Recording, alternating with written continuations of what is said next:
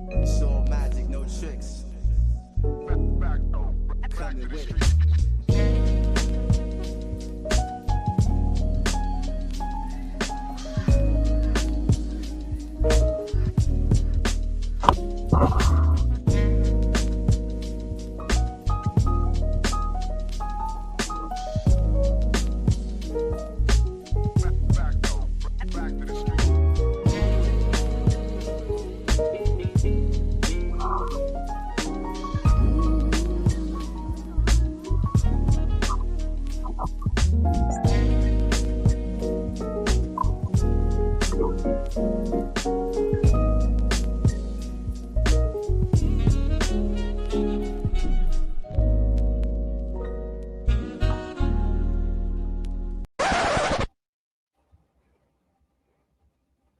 Think shit sweet till I send out the guys. I done said it before and it ain't the last time. You think you gonna take these jobs? I'll send you back over that wall and make you climb. Come through trim, deporting your father, your sister, your brother, your cousin, your mama. Just sent 300 national guards to the rack. Donald Trump went, this is Sparta. We catching their ass outside and sending their ass back home. And I got shot with that fire. How I survived? Man, that shit unknown. Government won't even answer the phone. He said that I'm doing the shit that he won't. Why are they talking about switches on guns like we not the ones that gave it a go? Tell you something you don't know. Chicago fucked up cause the government slow. Murder rate never was low. Everybody killing cause everybody is broke. And why is everybody broke? Because the immigrants taking the jobs you won't. Send them back over the wall, take notes. I send them back on a plane, a boat. I don't want them in the country no more. I don't want no one looking for work at the store. Why the fuck is they making the city look bad? Why the fuck is they rhyme around waving that flag? I got so sick of this shit and I'm mad. I called Joe Biden that night and I bragged. If they deep in the street then you know it's DT. Free Larry Hoover, I'm really GD. And I hop in the back of a black truck. Camouflage bulletproof vest and you cannot attack us. Stupid little boy better back up. I get to snapping and turn the whole city to back up. Ain't no more New Mexico, I rename. They don't know we about to use Chicago for training. I put 300 guys in the streets in this place. We making America great, it's amazing. Think shit sweet till I send out the guys. I done said it before and it ain't the last time. You think you gonna take these jobs? I'll send you back over that wall and make you climb. Come through trim, deporting your father, your sister, your brother, your cousin, your mama. Just sent 300 national guards to the rack. Donald Trump went, this is Sparta. We catching their ass outside and sending their ass back home. And I got shot with that fire. How I survived? Man, that shit unknown. Government won't even answer the phone. He said that I'm doing the shit that he won't. Why are they talking about switches on guns like we not the ones that gave it a go?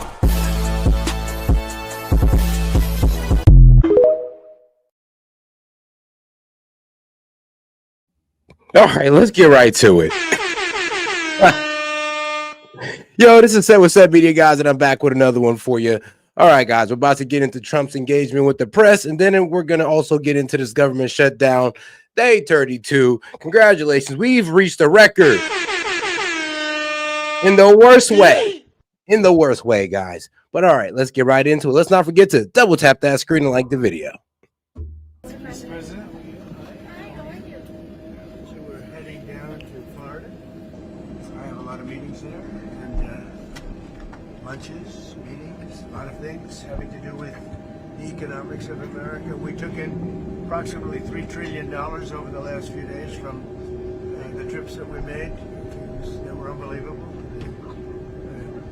The deal with China is going to be wonderful. I think it's going to be long-lasting. I got really along with President Xi very well, as you saw. You were there. Many of you were there. And I think it's great. I think it's great. I think it's really good. Are you set? Are you okay? I'm sorry, I'm not getting any audio for the full time. Okay, let's get it right. All right, we have it now, sir. Okay. So the trip was fantastic. We took in over $3 trillion, really in profit, if you want to define it that way. You see the farmers are very happy. I think it's 25 million tons. No, as I stated in the last live, Trump was able to get China to start buying back soybeans and get them to hold off on their rare earth mineral control. And they got us to hold off on, well, the 100% tariff we was going to put on them if they invoked their, well, rare earth mineral control. So we was able to get both sides de-escalated, and Trump took like 10% off the average of Chinese tariffs. So the average was at 57. Now the average tariff on Chinese good is at 47. Seen before in terms of soybeans, in terms of other things. We have numbers coming to our farmers that the farmers have never seen before from China. Our farmers are very happy. I suggest that they go out and buy larger tractors and more land. Okay? We want larger tractors and more land because nobody's ever seen anything like it. I've given China great incentives to hold down the fentanyl, get rid of it ideally. You know, a lot of people don't know it's used as an anesthesia, it's used as a lot of things. A lot of good things happen, but unfortunately when it's developed a certain way, a lot of bad things happen. Because a lot of people would say, well, why is it made? I mean, it's made for a lot of good purposes, but it also has some very bad purposes when you design it a certain way and people can take it and design it. So China's working very hard on that. I really believe that. And they have an incentive. I'd love to get rid of the extra 10%. I put a 20% penalty on. I had a great conversation about it with President Xi yesterday. And I'd love to get rid of the other. As soon as we see that, we'll get rid of the other 10%. Other than that, we haven't cut the tariffs at all with China. But we're going to have a great relationship with them, I think, for a long period of time. If we have a smart president, we'll have a great relationship. If we don't have a smart president. Yeah, there was a bit of fake news going around with pretty much, well, what was it? I think it was the New York Times saying that Trump relieved China of tariffs, and that's just not true. He lowered tariffs on China, not relieved them. But, you know, they were trying to add to this whole, you know, Taco Trump narrative. Also a very strong possibility that we won't have a great relationship. But China is, the meeting with China was incredible. The meeting with Japan, incredible. And the meeting with South Korea, likewise, incredible, all of them. And trillions of dollars are coming back to our country because of those meetings. And we have others planned with other countries, but those are big ones. And the meeting with China was one that everybody wanted. The meeting with the new Prime Minister, who's fantastic, of Japan, could not have gone better. We've worked out our deal, and South Korea, you saw the way we were treated. Our country is respected again. When they treat me with that kind of respect, they're treating our country with that kind of respect, which is much more important. And people are outraged at Korea. Well, I'm gonna be real with you. The Dems kind of gave them the idea that, you know, Donald Trump is a king, right? So Korea gifted Trump a crown. Yes, they literally gifted this man a crown. But on the business side of things, they are helping us investing in shipbuilding and all that good stuff, and we're helping them as well.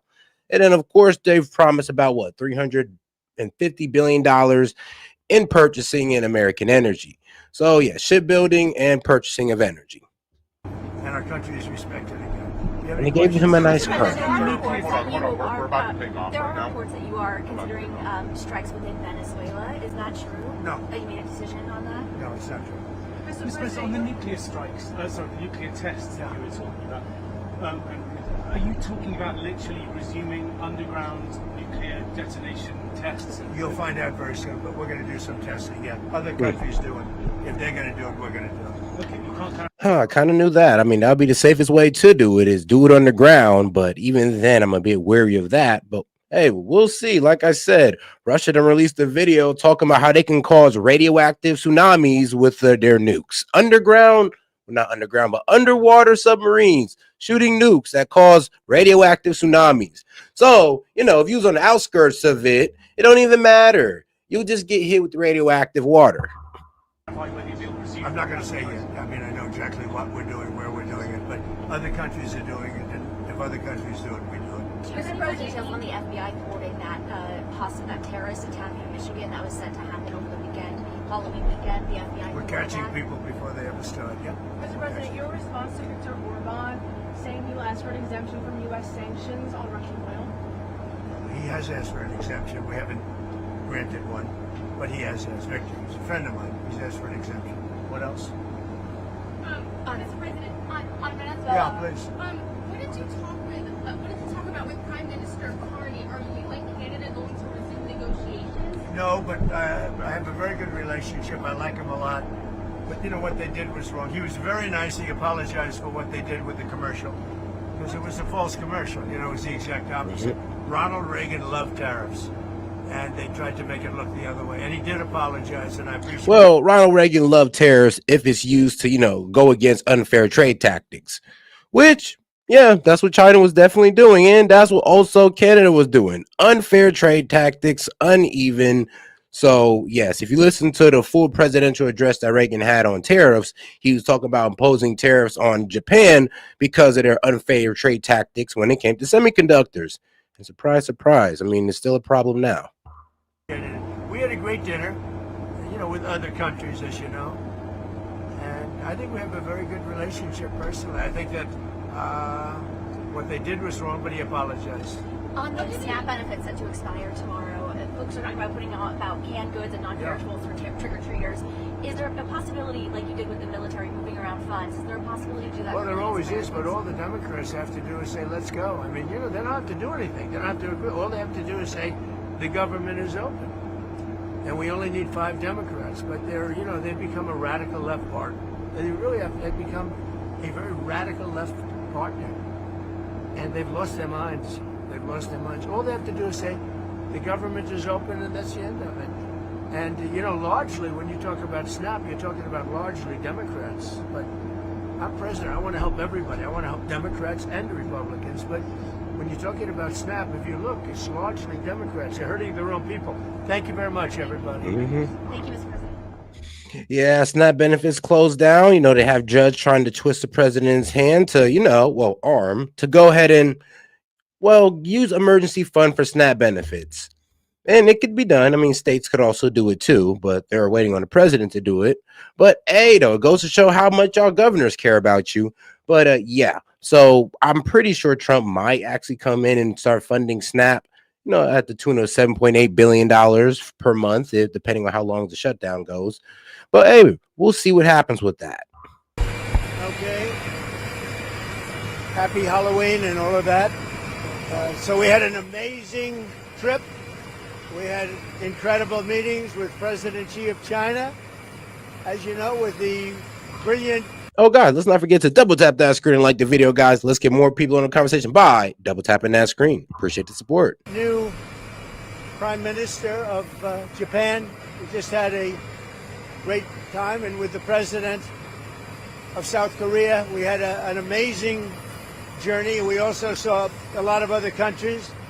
We brought back home with us trillions of dollars, many trillions of dollars. And our country is doing well. The shutdown proceeds because the Democrats just don't know what they're doing. I don't know what's wrong with them. They've never done a thing like this. They've become crazed lunatics. All they have to do is say, let's go, let's open up our country, and everything snaps back into shape. Yeah, but they want to use, but they want to use the BS excuse of, the Republicans control the Senate and the House. Well, let's be real. The House already voted yes. So the House Democrats and House Republicans, is not about them. This is about the senators that are refusing to vote on this.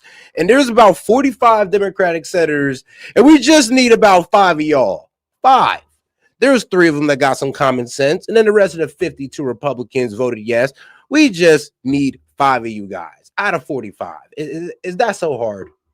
There's something wrong with them. Are you going to meet with Democratic leadership? I'm always going to meet all that. And not full control, but we got majority rule. So come on, guys. You can't sit there and say that Republicans just control it and they can just push past the Democrats. What to do is open up the country. Let them open up the country, and we'll meet. We'll meet very quickly. But they have to open up the country. It's their fault. Everything is their fault. It's so easily solved. We have a number of Democrats that have already voted for this. But the Republicans are very unified. They're very strong. And they want to do what's right for the country. They don't want to see trillions of dollars wasted on people that came into our country illegally, many from prisons and many from areas that you don't want to even know about. So we'd like to see this taken care of rapidly. You have we have tremendous support. But it's not even support, it's common sense. Open up the country. Obamacare has turned out to be a disaster, as I've been saying for years. It can be fixed or redone. People don't get good health care. And that's the problem. Like, they keep wanting funding a failing system. Like, it could be reformed. There's things that could be done to it to make it work better for the American people. It's supposed to be about affordable health care. Me and Link was having this conversation now. He's on his opinion is that it's not a failure, but it's about affordable health care, and it's in the name. So I'm saying that, well, if premiums are going up and insurers are still raising their premiums, then doesn't that mean Obamacare is failing to provide affordable health care? And what, do we need it to get worse before, you Dems are willing to admit it? And their premiums go up every single year. So we should change it. It's a disaster. Obamacare is bad health care at a very high price. So, Would you like to see a deal to so extend? tonight we have a big celebration of Halloween, and I'll see you later. Thank you very much. All right, guys. Now we're gonna get to Obama actually, because yes, Obama made his speech. Yes, Obama came through to try to save Virginia because they were definitely low in the numbers because they refused to make their AG step down Jay Jones for threat for saying I guess wishing death on children is okay in the Democratic Party when it comes to Virginia. But yeah, so I'm pretty sure that they needed Obama for this one. And like I said, when Obama comes out, they're doing bad. I mean, when Obama came out for Kamala Harris, like I said, she's doing bad. When one of the Obamas got to come out for you, like, come on, it's like a break the glass in case situation. But all right, though, let's get over to Obama. And shout out to my man Big Wave Dave for starting us off. He said it's not affordable, never has been. Well, shout out to Big Wave Dave. He said government needs to stay out of the government do need to stay out of stuff, and I'll give you that one. But as far as healthcare is concerning, I mean, we kind of do need to get a bit involved in that. But there's a better way than Obamacare, and that's what the Dems are not trying to realize. That it could be done better. I know y'all feel it can too. So dumping money into a failing system just does not make sense. Health systems torn down, especially when the system is being abused. But because they were understandably frustrated with inflation and gas prices. But hold on, let's get into Obama on why people voted for Trump and why he think people voted for Trump. And it's like every day is Halloween, except it's all tricks and no treats.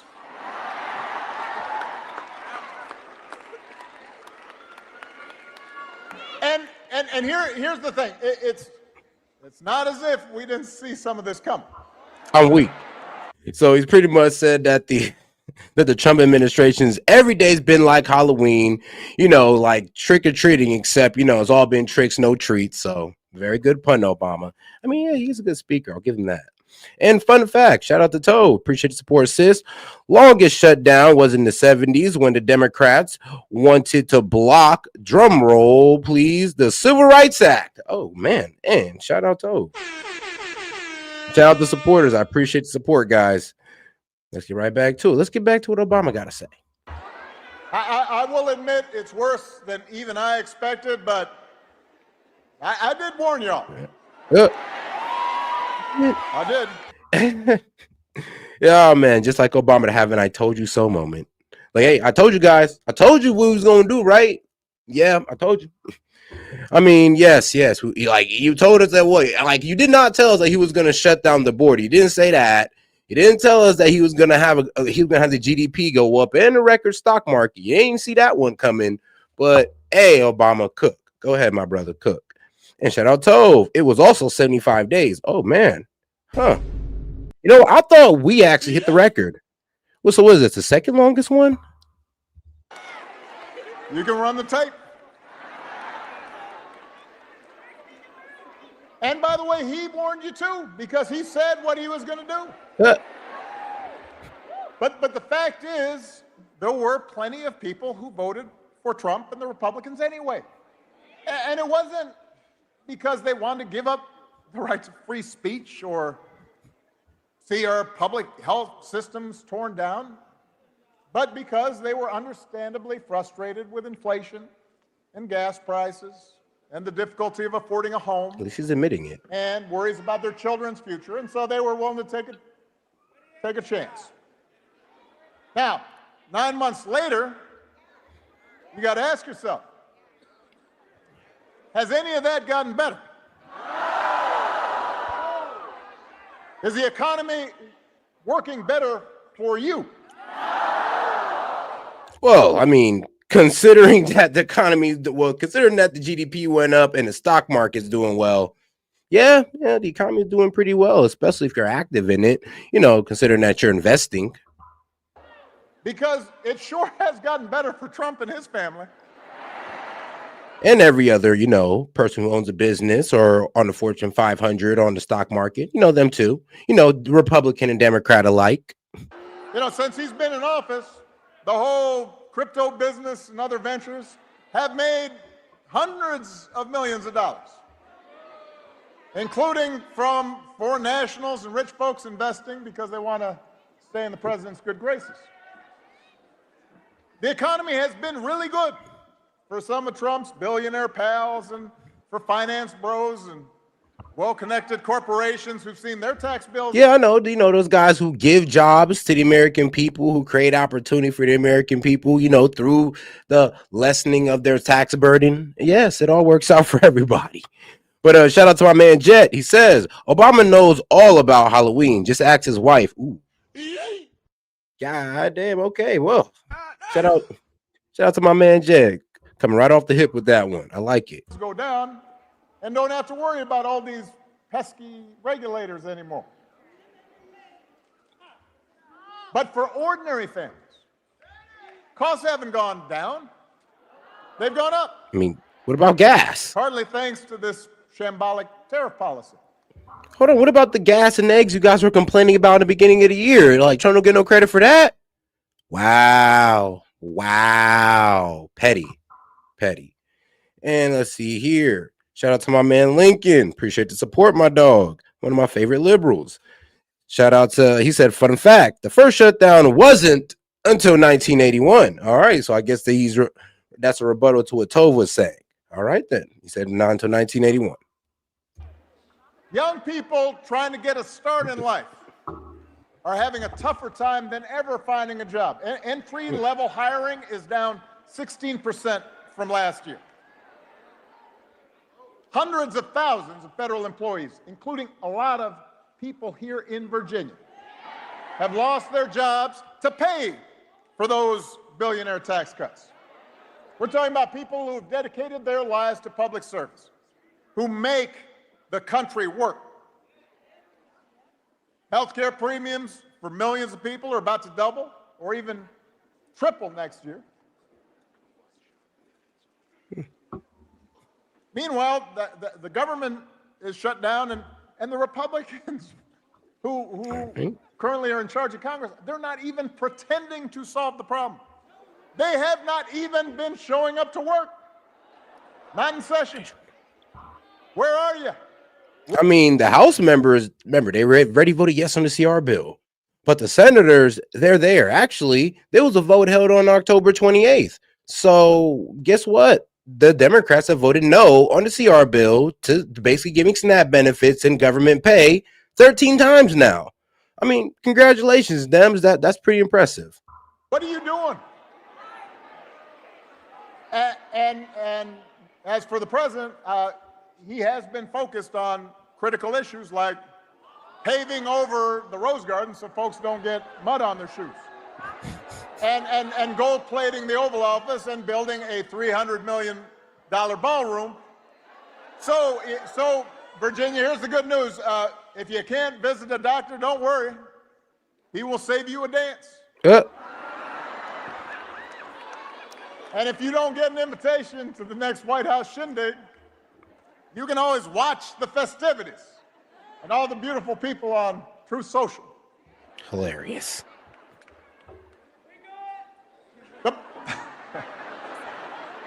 The point is, there is absolutely no evidence Republican policies have made life better for you, the people of Virginia.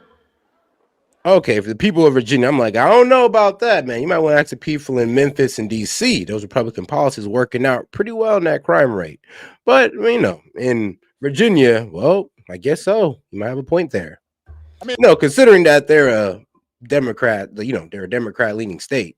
And they've devoted enormous energy in trying to entrench themselves in power and punishing their enemies and enriching their friends and silencing their critics. They put on a big show of deporting people and targeting transgender folks. They never miss a chance to scapegoat minorities and DEI for every problem under the sun. All right, come on now. We're not targeting transgenders. We're just telling them to stay out of women's spaces and trying to spread their ideology to children. Other than that, they're just fine. Other than that. You got a flat tire? DEI. Weak. Huh. Wife mad at you? Yeah. I'll read. What they have not devoted energy to is helping you. And wait, Obama, what you trying to say? That the only wives that act right are white women or something? You know, if you got your black, Hispanic, or Asian wife acting up, what we supposed to say? Hey, man, bro, that's just DEI, bro. That's what you get for a DEI marriage. They have not put forward serious proposals to lower housing costs or make groceries more affordable. They haven't improved our schools. They haven't made healthcare more accessible. They haven't shortened your commute or prepared young people for the future where AI might take their job. And all the nonsense we see on the news every day, the over-the-top rhetoric, the fabricated conspiracies, the weird videos of a U.S. president with a crown on his head flying a fighter jet and dumping poop on protesting citizens. All of that is designed to distract you from the fact that your situation has not gotten better. I mean, what you call that No Kings protest? That was also a distraction. For what? Like, what would you like? Really, was the No Kings protest about? What was really the message? Because we don't got a king, and then you guys say that he's acting like a king. It don't stand to reality. You say, oh, he's going against the courts. The Supreme Court ruled in his favor multiple times. So you can't even use that excuse no more. So please tell me how y'all protest did anything. Because it kind of just sounds like y'all crying for no reason. They do it so you won't notice that while they're helping the wealthiest, most powerful people in the country consolidate more wealth and more power. I mean, think about it like this. When y'all was doing that No Kings protest, like the government was literally shut down, and now this same so-called king you're talking about, you're begging this man to fund y'all food stamps. Reminder, like, yes, most of y'all are liberals, and guess what? A lot of black people are on food stamps, and they feel like they need them. But here's the funniest thing. The same evil white man that y'all was talking ish about, y'all over here begging this guy, you're begging him now to, fund food stamps. That is hilarious. And trust me, other liberals as well across the board. It's just funny how I see my own kind of tripping out about this. But hey, y'all say he's a king. Hey, we say he's well within his power. The problem is when I say that, y'all have nothing to refute it. Like, still cannot tell me how Trump is acting unlawfully. But maybe one day you'll be able to tell me. Maybe. All right, shout out Tove. Appreciate the support, sis. He said the Southern Democrats used the filibuster to block the Civil Rights Act for 75 days. I did get the date wrong. It was 1964. All right then. Okay, shout out Link. She corrected herself. Your Appreciate it, Tove. Going up. And you're waiting longer at airports because there aren't enough air traffic controllers. And the program helping your kid with special needs was just gutted. So that is what's happening. Is it really, though? And the good news is there's something you can do about it. Right here, right now. Because you've got a candidate for governor who's got a track record of getting stuff done. Who got an AG who just wants to go against Trump. But guess what's so crazy about this AG? Jay Jones. The man wishes death on children. So that's why really Obama's here, to cover up the fact that they are supporting somebody who, wishes political violence on even children. And it's a bit wild. But hey, when you F up that hard, you need Obama. Somebody who sees you. The patron saint of politics, Obama. But a shout out to my man Big Wave Dave. He says, I make my own money. Government doesn't help me. Makes ish. In fact, government takes my money. Lets government stay out of my life. Yeah, I feel you on that one. Trust me. I feel you on that one. I pay taxes too, my friend. And shout out to Jet. He says, we know this No Kings protest was a AARP rally. I mean, bro, trust me. I'm actually happy that, nothing bad happened. They did come out to peacefully protest. There was no Antifa agitators or no agitators in general. So, I mean, shout out to the 7 million people that peacefully protest. I mean, look, you had your voices heard, and that's all, that's what America's about. Even though we think it was silly, we still respect it, even though it was silly. and has been with you and knows your struggles and will fight for you every single day. Virginia, it's time to point America in a better direction by electing Abigail Spanberger as your next governor.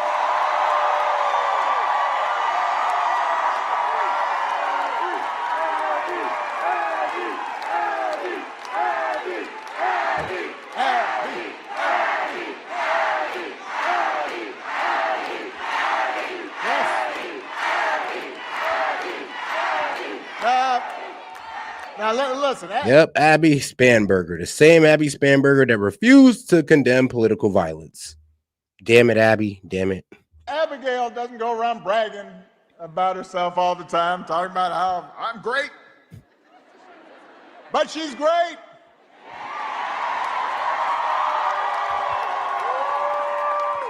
As a former federal law enforcement officer, as a CIA case officer working on counterterrorism, she knows what it takes to keep communities safe. As the mom of 3 kids in Virginia public schools, you know she cares about helping every child and helping every teacher succeed.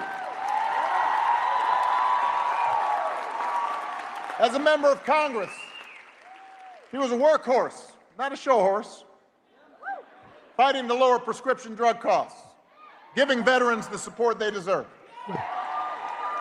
Abigail does not just say the right thing as your governor, she will do the right thing. I mean, Abigail, say the right thing right now and get rid of Jay Jones. Make him step down for wishing death on children, on his political opponent's children and wife. Do this right thing right now. Like, how could Obama sit there and say she says the right thing and she'll do the right thing? Do the right thing right now, Abby. Take out Jay Jones. Well, not take him out, but make that man step down.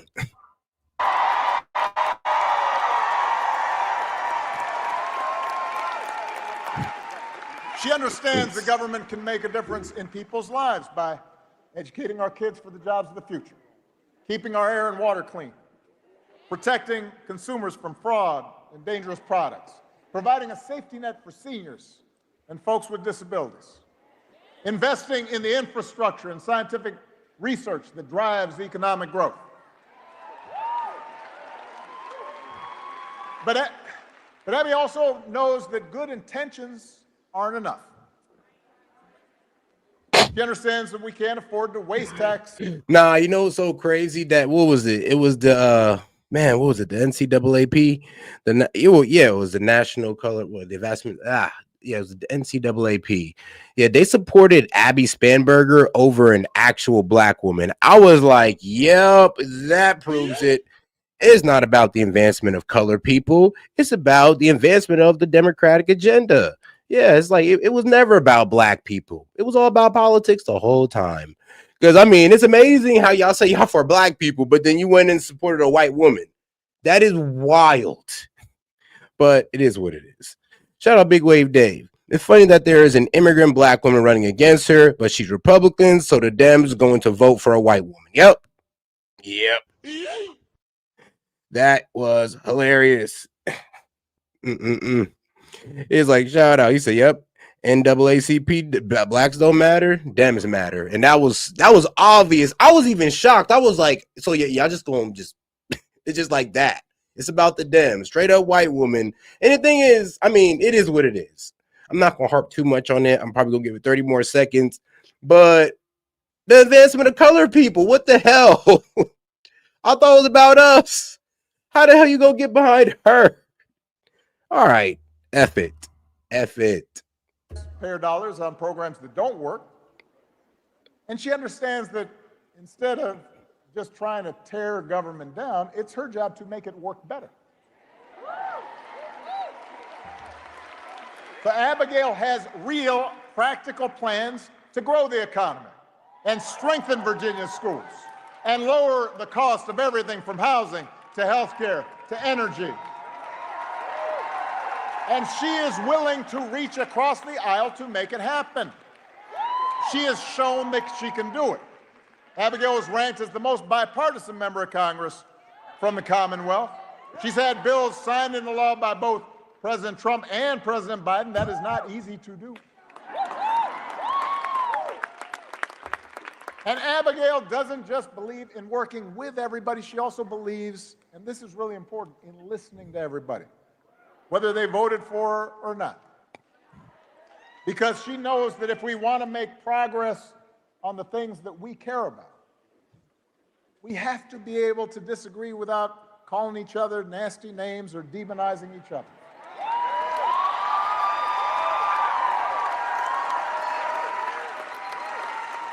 So at a time when our politics feels broken, we need desperately leaders like Abigail, public servants who are in it for the right reasons and are focused on the future, and who will always stay connected to the people they were elected to serve. Now, her opponent, not so much. When someone asked her, and I'm just following this from a distance, when someone asked her apparently about all the federal workers fired by this administration, given how important that is to Virginia, apparently Abigail's opponent said she wanted to talk about real issues. Didn't understand why these job cuts are, quote, a huge thing. Now, I don't know about you, but seeing your neighbors and your friends, your customers, maybe some of your family members suddenly out of work, even though they've dedicated their lives to serving people, having trouble making their mortgage, maybe it's just me. Seems like a pretty big thing to me, pretty huge. And I'd want a governor to be paying attention to it.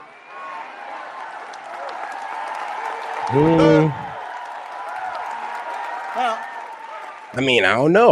Are Dems paying attention to their constituents when you're keeping the government shut down? Are y'all sure y'all pay attention, to the people who voted for y'all? Not too sure about that. Abigail's opponent does seem to care a lot about what Trump and his cronies are doing, and she's praised the Republican tax law that would raise the cost of health care and housing and energy here in Virginia. She supported bills that would strip funding from Virginia public schools. She says she's morally opposed to protecting reproductive rights, says she will do everything in her power to cut off access to abortion. No, considering that inner city schools continuously fail those communities, I mean, let's be real. Inner city public schools, yep, definitely be failing those kids. So, yeah, what's the point of keep funding something into a failing program when it needs reform? You keep giving it funding, I mean, they don't learn their lesson. Virginia, you don't need a governor who puts party and ideology ahead of the people. And shout out Tove, appreciate the support. She says, I like him bragging better than false humility and fake humbleness.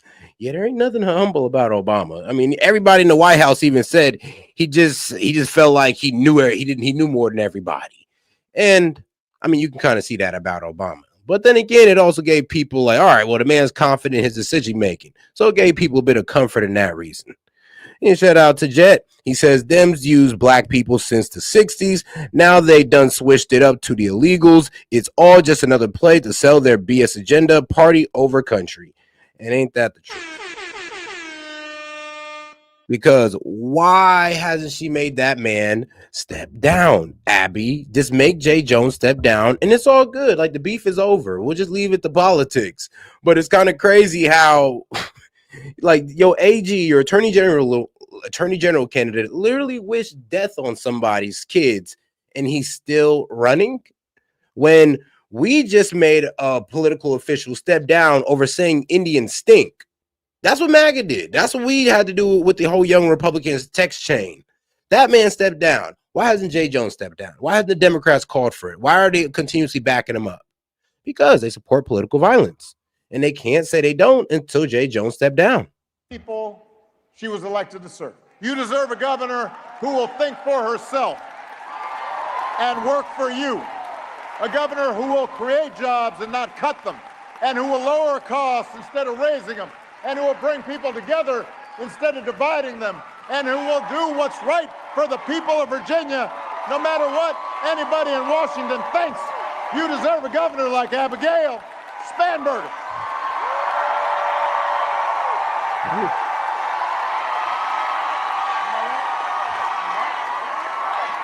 The Obama effect.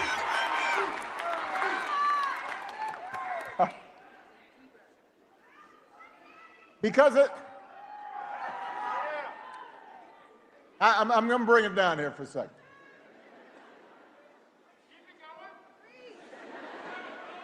Cook. Because at the end of the day, what this election's about, what politics in a democracy is always about, is values. What do we care about? What do we believe? What do we prioritize? What are our core convictions? You know, a lot of people have asked me lately whether I'm surprised by the direction the country's taken. And even though I am the hope and change guy,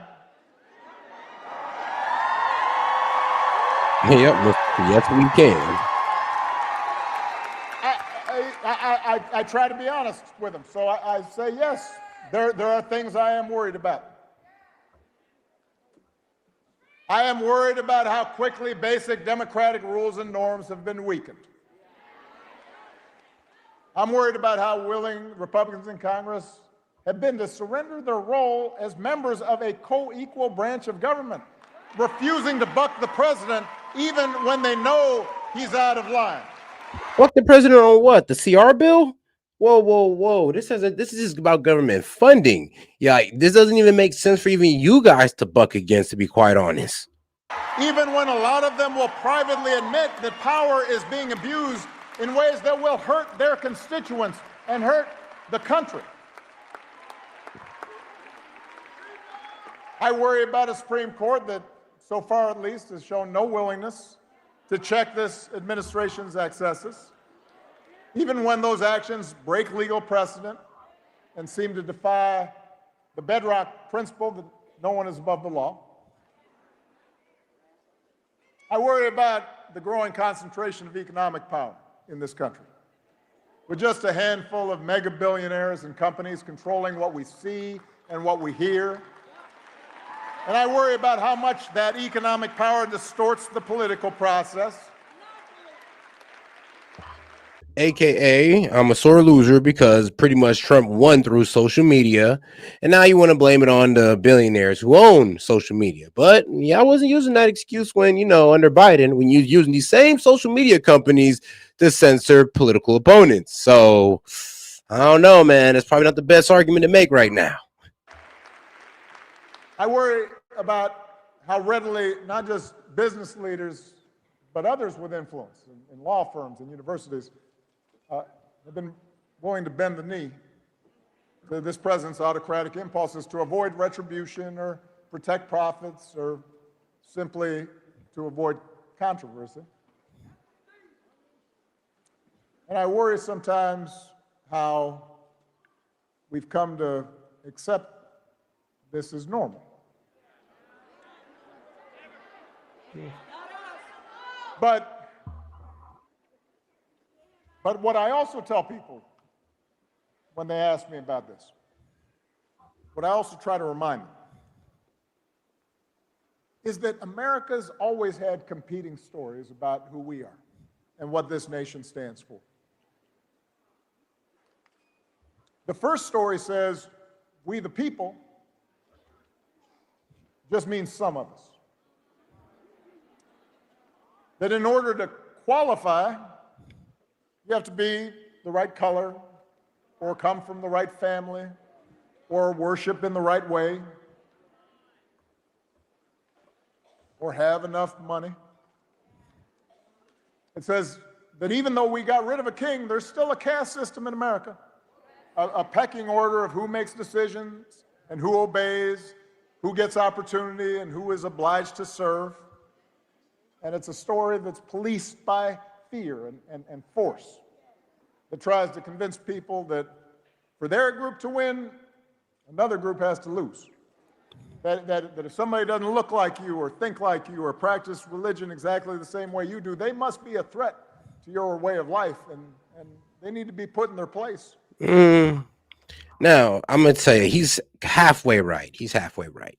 I would say this when it comes, because in one half, he's talking about illegals, pretty much saying, oh, because they don't look like you don't care about their story and how long they've been here and all that good stuff. Well, Obama, we're just following immigration law. So it is what it is. But then he's also talking about, well, I'm be real with you, the outright Muslim hate on the right. That, if you're not a Christian, you're just some evil religion that wants to take over America. So he is halfway right on that.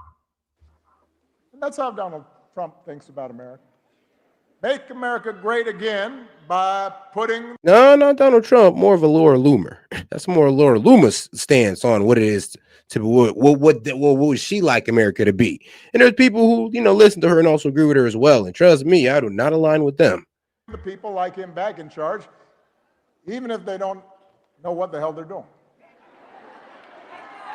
Now, but here's the thing. That story is not new. That's the oldest story in the book. It's not even uniquely American.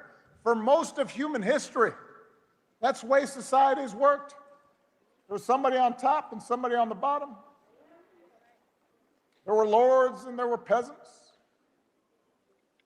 And for a long time, that story of caste and privilege and concentrated power, that was the law of the land here in America. If you looked like me, you were likely treated as property. If you were a woman or a white man who did not own property, you could not vote. Yeah, that was true. No, that was definitely true. If you wasn't back in the day, man, if you wasn't like a landowner or anything like that, you could not vote. But I mean, here's the thing though. If you were black or woman and you owned land, you could vote actually. So, I mean, that's actually the truth on that note. So, yeah, I mean, if you didn't come from money or had absorbent amount of land or at least a good amount of land, you weren't allowed to vote because you're not really putting into America in their eyes. And that's what they thought back in the day. It's like, why the hell you voting if you ain't really putting into America? If you ain't going to fight for America, if you're not going to invest into America, own land in America, why the hell you voting? And that's what the forefathers were thinking back in the day. For a long time, if you were an Irish or Italian immigrant, we're not hiring. If you're Jewish or Asian, don't bother applying to our school. If you were Native American, you weren't even treated as an American, even though you were here. All right, come on, bro. I mean, why we gotta take it so far back though? Like, can we just like bring it back as far as maybe like the 60s? Like, you're kind of going a little bit too far there, Obama. But hey, I guess you're trying to re-traumatize people, I guess, or I guess bring up the suffering of them. And this is why they should be against the Republican Party, because of this suffering that went on that, the current day Republicans really had nothing to do with. But okay, go ahead, bro. Cook. But from the very start, there was another story, born of this nation's true revolutionary spirit. A story that says we the people means what it says, that all of us are included, that we are not subjects, we are citizens, defined not by race or religion or gender or sexual orientation, but by our commitment to a common creed and a willingness to accept not just the privileges, but the responsibilities that come with that citizenship. I like the way we ended that. That's what made the American experiment unique. That's what made us special. Hold on now, but the problem is, like, bro, you're acting like people can't vote today. You're acting like there's like a certain class of people that can vote. Everybody can vote. Like, let's be real. Some people choose not to participate, and that's on them. But yeah, we're at a point where even people who don't really put into America can vote. I mean, shoot, apparently there might be people who's not even American that vote. who's not even a documented a citizen or a person that votes. So trust me, but voting is open. And through A little bit too generations of open. struggle and sacrifice, through the faith of abolitionists and the struggle of suffragists, through a civil war and civil rights protests, through union organizing drives and government reforms and investment in public education, we moved closer to those founding ideas. And in the process, we inspired the world. And that's the story I believe in, Virginia. I believe in an America in which we all deserve equal protection under the law and nobody is above the law. I believe in an America where every child has a chance at a good education and anybody who's willing to work and find a job or start a business and make a decent living. An America where opportunity isn't just reserved for those who were born into privilege or happen I mean, like you, Obama, you was definitely born into privilege, to have the right connections. and you had the right connections. I believe in an America where we don't fear each other, but look out for each other. And if we want that story to continue, if we believe in that better story, we need leaders who believe in it too.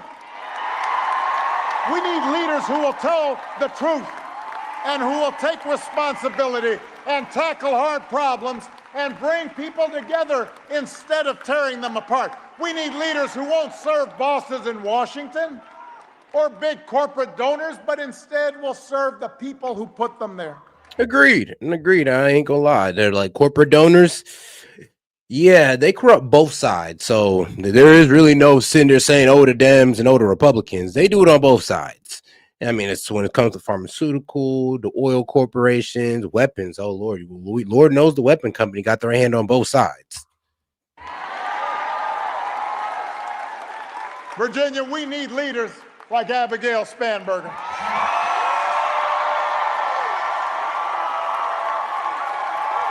Yep, y'all need leaders like Abigail Spanberger who absolutely refuses to condemn political violence. Yep, that's who y'all need. A person who refuses to condemn political violence against children. Yep.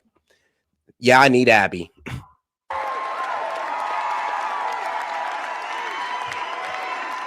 But here's the thing. These people, man. Good as Abigail is, you can't do it. Like them. Like, look, man, look. I like y'all and all. We disagree on a lot of things. But can we all agree that she should at least make J. Jones step down? And she is basically condoning political violence. Can we agree on that? If we cannot agree on anything else tonight, can we agree that she at least should have done that? Put alone. Because the truth is, all of us are being tested right now. Damn it, Lincoln. Damn it, Lincoln. Trump and the Republicans, they want you to think, it's part of their story, that things only happen from the top down. That a few people in power make decisions, and the rest of us have to live with the consequences. Y'all petty. But real change has always come from the bottom up. From ordinary folks who look around and say, we can do better, and then join together to make change happen. So it's up to us as citizens to stand up for the values we hold dear. If we want a country that believes in free speech and the rule of law, then we have to fight for it, even when it's hard or inconvenient.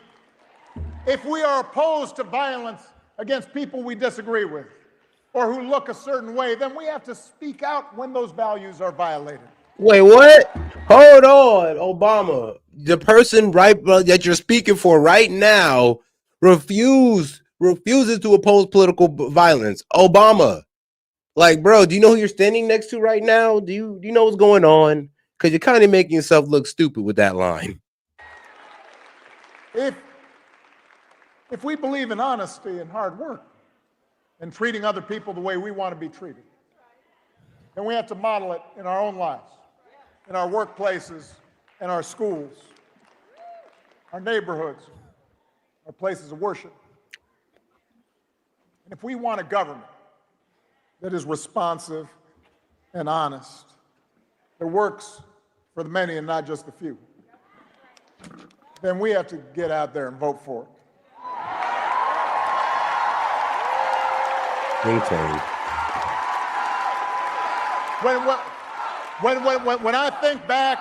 When I think back to a year ago, I remember talking to some people, even some folks who were friends of mine, who would say, you know what, this election doesn't matter all that much. That whoever the next president ended up being, it wasn't going to matter to them. If nothing else, the last 9 months should have cured us of that idea.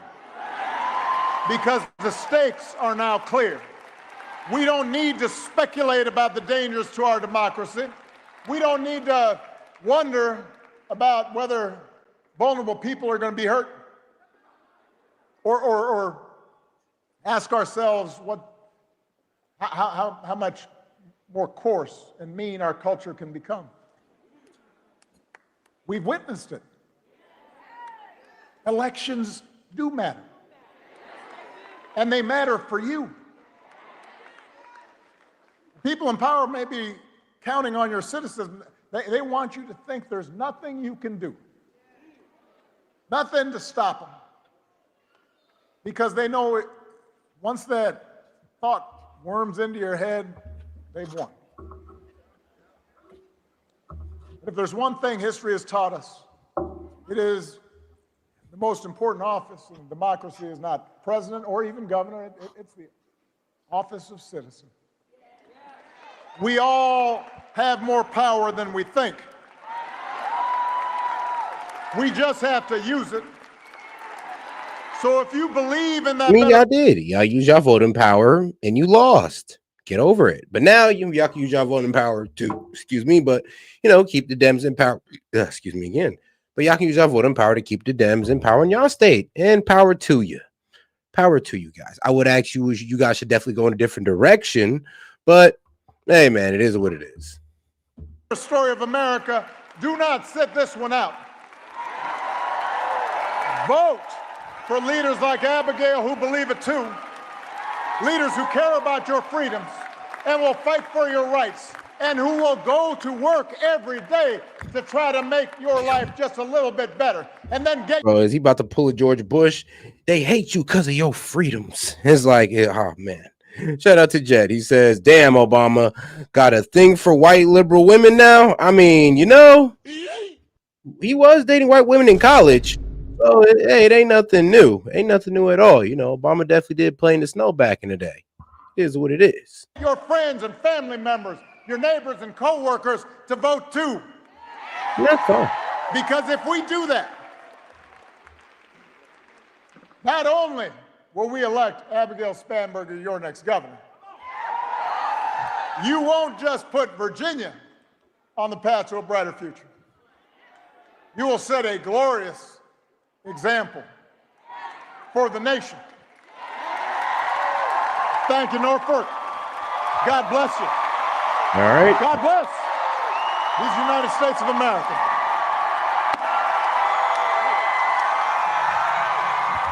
All right, guys, let's go ahead and start off on the right side of media. I believe we're going to start off on.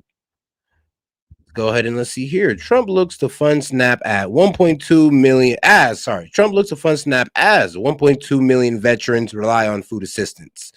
So, hey, I mean, that's also another good reason to fund SNAP, like, the veterans. But, hey, apparently the Dems are going to get spoiled. And instead of having to vote yes on the CR bill, emergency funding will come in and they can continue to grandstand and vote no on the CR bill. So, hey, it is what it is. And I guess they'll keep this up until the emergency funds run out. Then what, Dems? Then what? But, hey, let's get into it. Funding for SNAP benefits could expire today for more than 1 million veterans. A federal judge ordered emergency funds to pay for SNAP yesterday, with President Trump saying, quote, I do not want Americans to go hungry just because the radical Democrats refuse to do the right thing and reopen the government. Therefore, I have instructed our lawyers to ask the court to clarify how we can legally fund SNAP as soon as possible. Retired Army Lieutenant Colonel Jim. All right, yeah, and this was yesterday. So yeah, I don't want Americans to go hungry just because the radical Democrats refuse to do the right thing and reopen the government. Therefore, I have instructed our lawyers to ask the court to clarify how we can legally fund SNAP as soon as possible. So Trump is on it, and the Dems are going to look bad because, well, they waited on the Republicans to go ahead and, get these people SNAP benefits. And now, like I said, I mean, Dems, the same guy y'all was talking ish about, is the one working to get you y'all SNAP benefits. So what do you say? Thank you, who? Thank you, who? Thank you, Trump. There you go. Say it with me now. Thank you, King Trump. Okay, I'm just playing. But he is doing something now. Whaley is CEO of the veterans advocacy group Mission Roll Call. He joins us now. Lieutenant Colonel, thank you for joining us this morning. So what are you seeing on the ground there in terms of these benefits and the notion that they will run out today? Well, Charlie, first of all, thank you and good morning. We've polled our veterans across the country, and over 60% of our veterans are affected by the shutdown. And out of that, 93% are very concerned or concerned about the shutdown. So it does have impact. And when you put it against the backdrop of any given night, we have 30,000+ veterans. No, actually, Trump did not lose the court case on when it came to snaps. The courts they ordering Trump to, and they did not. And here's the problem: he didn't have to do it. They could have took it to the Supreme Court. And here's the thing: I mean, there could have been a case for the state to fund their SNAP benefit program, to fund their food assistance program. The states could have done that as well. I mean, their state funded food programs and all that good stuff, but. Hey, Trump, like I said, the courts didn't make Trump do anything. They try to order him to do so, but those cases were still pending. So I'm not sure why you're jumping to conclusions, Link, saying that he lost the case. Like, they weren't even all the way heard out. Like, there was no arguments or anything. Homeless, and we have 17 to 22 veterans taking their suicide. And once again, a district judge can't tell the president what to do. I thought y'all figured that out last time, but apparently you guys need a reminder. Having suicide every day, that's significant numbers. Yeah, indeed. In terms of the food benefits, have you seen an uptick, or are Americans are the most generous people on the planet? Have you seen evidence that private donations have been coming into organizations like yours to help in that realm? Absolutely. You hit it. Americans are the most generous people on this planet, and they're very concerned about their veterans. They honor their veterans. They hold them in high regard.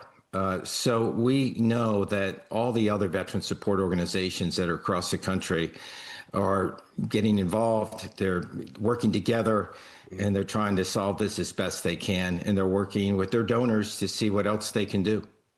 And obviously, I would think that you probably have a lot of contacts with the federal government in terms of doing what you all do. Do you hear from them about what they expect to happen in the next coming days and weeks?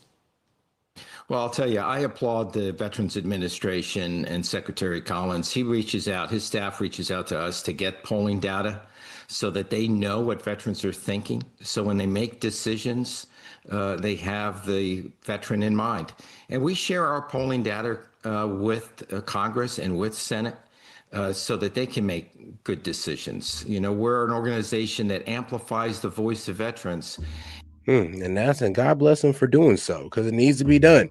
And like I said, the Dems could just reopen the government so Trump doesn't have to, save let's be real. This is going to look good on Trump, because like I said, the district court, they couldn't make Trump do anything. Trump is doing this out of his own, out of his own volition, vision or whatever. He's doing it out of his own judgment. Okay, guys? So that means it's going to look bad on the Dems if this man has to sit there and save y'all constituents because you guys refuse to open up the government and, release the SNAP benefits. It's going to look bad on y'all. Like I said, the same man that's oh so evil is talking about, all right, I'm going to see how we can go ahead and get your SNAP benefits. Let's see what the lawyers say. Because, why would he say that if the judge strong-armed him into it? He'd be saying, well, due to court order, I'm going to go ahead and no. And like I said, a district judge can't tell Trump what to do. We figured this out last time when the Supreme Court ruled in this man's favor. So I'm not sure where y'all are getting this from. But next video. Thus, military families turn to food banks as shutdown hits SNAP benefits. All right, let's get right into it. The Trump administration is finding an 11th hour solution to make sure active duty service members get paid today. Unfortunately, many military families and veterans are preparing to turn to food banks when food stamps benefits run out tomorrow. Brooke Taylor is live for us in Dallas. So, Brooke, civilian families feeling it too. Our focus right now on where you are. Hi, Harris. Well, first off, everyone loves payday, and thankfully military members woke up and they got paid today. But there is growing anxiety that that could stop soon. Yeah, there was a private donor who came through and funded the military, and I don't know who did it, but boy, that man got money. But hey, shout out to him because yes, he came through and funded the military. Armed Services YMCA is seeing a massive surge right now as many troops brace for the possibility of not getting paid. Lines stretch outside of a food pantry we visited in Killeen, Texas, right near Fort Hood, with soldiers, their families, and young children waiting for those doors to open. The CEO of the national nonprofit says demand at these pantries has jumped 30 to 70% since the government shutdown started. The biggest uptick right now is happening in areas where there's a lot of these junior enlisted service members. Many of them live paycheck to paycheck. Yep. So even when they get paid, all that goes to, you know, food or rent. I mean, whatever car note they might inquire at that point because they just love their Chargers. I mean, I know a couple, but yeah, you know, they got to take care of all that. And by the time they take care of all that, they might not have that much for food for their wife and their family that they most likely have at this point. So they usually rely on those SNAP benefits. And since the SNAP benefits are gone, but their pay still came, well, they still got to go to that pantry, especially for the young guys. Folks are deployed right now overseas from Fort Hood and from other locations. And the last thing you want to have when you're deployed overseas is be worrying about the next paycheck and how do you take care of your family who are back wherever they live in the U.S. The CEO says the majority of service members are motivated to serve their country and make a difference, not by money. In fact, many families are struggling already. Check this out. The starting base salary for an entry-level soldier is just over $25,000. You're broke. And a 6-year staff sergeant. Oh God, like you're damn near 10,000, close to the poverty line. You're basically broke. I mean, trust me, I didn't see guys going to the military before and try to over-glorify the military pay. But trust me, if you're not fiscally responsible, you're gonna put yourself in a terrible situation. I've seen it. And I mean, I've never been in the military, but I have friends that have, and some of them, they did well, because they were responsible with their money. And the ones that weren't, man, they was going through it. Makes less than $50,000, not including bonuses and other benefits. Well, the Trump administration tapped into different funding streams to make sure that all troops got paid today. But there is uncertainty about how long that's going to last, and Republicans are blaming Democrats. I know that the Trump administration is desperately trying to figure out how we pay the men and women that are serving our country. Unfortunately, Chuck Schumer, this could be solved if he just would allow a number of his members to support opening the federal government. But he's so scared of primaries from the far left that he is willing to hold not just our service members, but the American people hostage. And thousands of active service members also depend on food programs like SNAP that are set to run out tomorrow, Harris. All right, Brooke, thank you very much. You have served. I'm the child of a military officer, a combat pilot. We see things a certain way in this instance. They continue to serve no matter what, because that is their job and they will not walk away from it. Yeah, my father was career Army, went to Vietnam, and it was the proudest thing he did outside of his family. And you're right, they're going to serve. They. All right, guys, now let's go ahead and move on to Ingram and let's see what she got to say about this. No worry, we'll get on to what CNN has to say as well and other news stations. But hey, let's just focus on the right side of media and let's see what their message is. Political analyst and pollster Chris Bedford, author of the Beltway Brief. Chris, I meant wild-eyed, but it's kind of wide-eyed, socialist as well. But Democrats keep screeching about people starving, Chris, but if these judges didn't order these emergency reserves to be used, which I have to really carefully parse through that opinion because I'm not sure about the opinion itself, but if that hadn't happened, I mean, Democrats weren't going to do a single thing, not lift a finger to vote to help these people. No, I don't think they would have. And first of all, Laura, happy anniversary for your show. It's been a wild 8 years and a great time being here with No, you. not ask the Democratic base. If you knew this was the consequence of just saying F Trump and voting no on the CR bill, would you still vote no on the CR bill? Like, just to say, F Trump, would you put all the American people through this? Because if not, then you do need to condemn what your Democratic leaders are doing. I would hope you would. Thank you. Fun to watch. Thank you. The Democrats have not been able to figure out their messaging on this. Not one bit. And you know exactly what they think of the people who are struggling and the people who aren't getting paychecks and the people who won't get another month worth of paychecks in Capitol Hill or the SNAP if they don't figure this out by November 10th, because they say, and they've said it repeatedly, that it's their only leverage point. But what they're trying to get leverage against is their own base. Like you said, Chuck Schumer feels threatened by AOC. He knew when this began that they had no cards, that all they were going to do is cause trouble. And unlike President Barack Obama or some previous administrations, this administration's worked really hard to make it so that the American people didn't feel the pain, to try and figure out everything they could to try to protect Americans from the effects of a federal shutdown. But they've run out of funds. I'm not sure how the judiciary is going to take the job of the legislature and the executive on this. That seems far-fetched to me. Yeah. I think Democrats, though, let's go ahead and rewind that one. They could to try to protect Americans from the effects of a federal shutdown, but they've run out of funds. I'm not sure how the judiciary is going to take the job of the legislature and the executive on this. That seems far-fetched to me. I think Democrats, though, the theory in Washington, D.C. right now is that Democrats will end up coming to the table mid-next week. They've proven their point to their base. They've accomplished nothing. Yeah. Republicans are going to give them nothing, but they'll have taken the heat off enough that they can say, all right, I get my participation trophy and I can go home. All right, guys, and here's the actual full story for what Lincoln is talking about, right? So Lincoln they're not making Trump do it. They're trying to make the USDA. So pretty much, I guess, is the agriculture, the Secretary of Agriculture. Yeah, the department that she runs. They're trying to make her they're trying to make the Department of Agriculture fund the SNAP program. And the problem is that the Department of Agriculture, the secretary came out and said that they don't got the money for it. Pretty much saying that, well, we're kind of tapped dry and we kind of need the government to, open so we can get funded. So you guys pretty much saying that we're wrong for withholding SNAP funding. Like, they're kind of looking at them like, we ain't got no funding. But that's the argument. So that's why Trump has to actually make some moves around that, because remember, the courts, if you actually look at it, the court order makes clear that the USDA cannot ignore its legal duty to fund SNAP. But they're not. They're saying that we don't have the money to fund SNAP. Well, and especially after the election night on Tuesday, we'll see movement from the Democrats. Yeah. Then and I know they do have an emergency account, but the problem is about that is we don't know if it's tapped or not, because according to the Department of Agriculture, they're saying, yeah, it's tapped.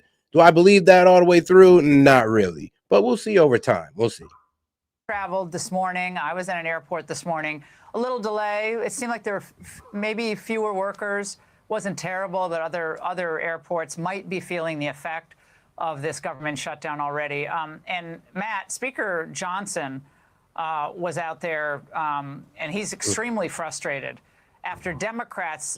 And there's also the administration urges. No, my bad. But the administration argues that it lacks legal authority under current law to use the funds in the way the judges direct. Because here's the problem. I mean, who has the power of the purse? Congress. So the judges ordering Trump to do so is like, he can't really do that. I mean, remember, Congress can go ahead and set that up. So basically, the judges is trying to make Trump be what? The authoritarian that they framed that he is. So yes, the administration argues it lacks legal authority under current law to use the funds in the way the judge directs, because Congress has control of the purse. Sued the Department of Agriculture. Watch this. They sued the USDA for simply asking them to tell them how many illegal aliens are on the programs in California and New York and these other states. We are trying to get government to work more efficiently and effectively for the people, and we are getting stopped and hindered by political games by Democrats, and that's why we're so frustrated. Matt, how does that work as an issue? You're an expert in polling and political analysis. So the food stamps themselves are safety net for people truly in need. We know there's an enormous amount of abuse and a lot of foreign-born individuals getting food stamps, a huge percentage of the refugee population receiving food stamps. But the Democrats don't want it reformed, don't want any questions asked, and also don't want to fund it. Well, I think the public is just now beginning to hear the information about how many people who are receiving food stamps who simply are not from this country and came into the country illegally. And I think as more of this information comes out, you'll see more resentment for that aspect. Now, there's always been a sympathy among voters for the social safety net. And guys, as I'm looking into it, actually, it kind of seems like Congress will have to come together on a vote to approve to be spending that money. Because like I said, I mean, they have power of the purse, so Trump just can't tap into that fund willy-nilly, especially if it has anything to do with Treasury, which it does. So you guys trying to say that, oh, Trump is being forced to, it's like, bro, I mean, apparently the judge is trying to appropriate congressional power to the president. I'm like, what are y'all doing? And I just want to add one thing about what the Democrats were doing. You know, I don't know that these decisions by these judges are helping them, because the Democrats really wanted people to not get this assistance and be up in arms and very upset and cause more turmoil over the next week. And these judges have stepped in and said, oh, well, we think we're going to feed you. How we're going to do it, I don't quite know. I do think that we're seeing a change in public opinion towards all of these benefits. You talked about Obamacare earlier. There's a slow shift. You won't see it from the legacy pollsters, and you won't hear from the legacy media. But the country is beginning to shift. And I think it starts with the youngest of voters, the ones who are having to get out there and make money and find jobs. And you noted that earlier. Well, just for people who don't know the breakdown, we'll put up on the screen the number of people, according to the Center for Immigration Studies, who receive this assistance in the way of food stamps. 17% of illegal alien households. All right. So according to the Center for Immigration Studies, let's see here. Legal immigrant households are getting a 17% use SNAP, 18% are enrolled in cash programs, 4% use a housing program, and 39% use Medicaid, most likely through state. Now, SNAP, well, let's be real. There's state programs that, like, let's be real. Cali, they have a food assistance program that they fund at the tune of $8.9 billion a year. But yes, they have a food funding program for undocumented citizens. Yes, regardless of your immigration status, you can sign up for this food assistance program in Cali. Now, New York also has the same food assistance program for undocumented immigrants, or immigrants for regardless of your resident status, and they fund it at the tune of $3.6 billion a year. So, well, it's more on the burden of the people of California, who is actually paying for these benefits for the illegals. And, you know, the taxpayer of New York, yes, you guys are also paying for benefits for illegals as well. Use SNAP or food stamps in addition to food programs. 18% of illegal alien households were enrolled in one of the cash programs. 4% were using a housing program. 39% used Medicaid. Chris, I think Americans who are struggling to pay their bills, struggling with food prices, they're infuriated at people stealing from stores and justifying it, getting away with it. And they're really sick of illegal aliens coming here and taking the services that are reserved for Americans in need. It's a terrible issue for Democrats. I think that's right. And this is not something that has been a focal point of President Trump. This is something that's now being highlighted by the Democrats and their supporters. And people are looking at it. You go through the TikTok videos of people threatening to rob stores and loot and ransack places, and it is not a sympathetic group of people. This is not little skinny orphans who are starving. This is not babies who are starving. This is people who refuse to work, who refuse to participate, who are taking advantage of a system, who put a lot of intellectual resources and energy into figuring out how to get free things as opposed to figuring out how to better themselves, better take care of their families, better their communities. And now it's all thrown in the limelight by themselves. Yeah, well, we want people in need who are truly in need to get help. That's what that system is there for. No one should be gaming this system. It should be a lifelong program and a legacy program. Matt and Chris, fascinating times. Hey, Sean Hannity here. Hey, click Yeah, I here. don't know about the whole them receiving SNAP benefits, but they definitely can receive state funding for food assistance. I'm talking about illegal immigrants. So as far as SNAP benefit goes, not really. I'm not too sure. Maybe if they're living in a house where, you know, there's an illegal resident who gets SNAP benefits, sure, within that, you know, within that scenario. But other than that, I couldn't really find any other. You know, just being honest with you guys. Now, one-on-one with LA Mayor Karen Bass. I mean, who else would do the interview but CNN? So, man, let's get over to the left side of media. Let's get right into it. It's kind of funny, though. We was kind of having a debate last night about the state of LA, and the guy was trying to tell us that LA is doing great, guys. There's no crime in LA. You know, it is what it is. You know, there's gang violence. We have all the gang violence in the world, but LA, man, there's no violence at all, even though my man basically lived in a really nice area. LA Mayor Karen Bass just took some action on SNAP benefits. She joins us live here in studio. Mayor, welcome to The Story Is for the first time. Thank you, and congratulations again. Thank you very much. Nice to have an LA-based show, right? All right, Yeah, exactly. yeah. Let's talk about SNAP and your reaction to what you're seeing in terms of the government shutdown right now. Well, first of all, I'm glad that the court said that SNAP needs to continue to be funded. The question is, will the president go along with that and actually fund SNAP? But we have to address people's immediate needs and fear and concern right now. So in Los Angeles, in the mayor's office, we will be distributing resources to individuals, and people can go online for laforfamilies.org to get those resources. They'll be distributed at our family resource centers, and you can find out where those are.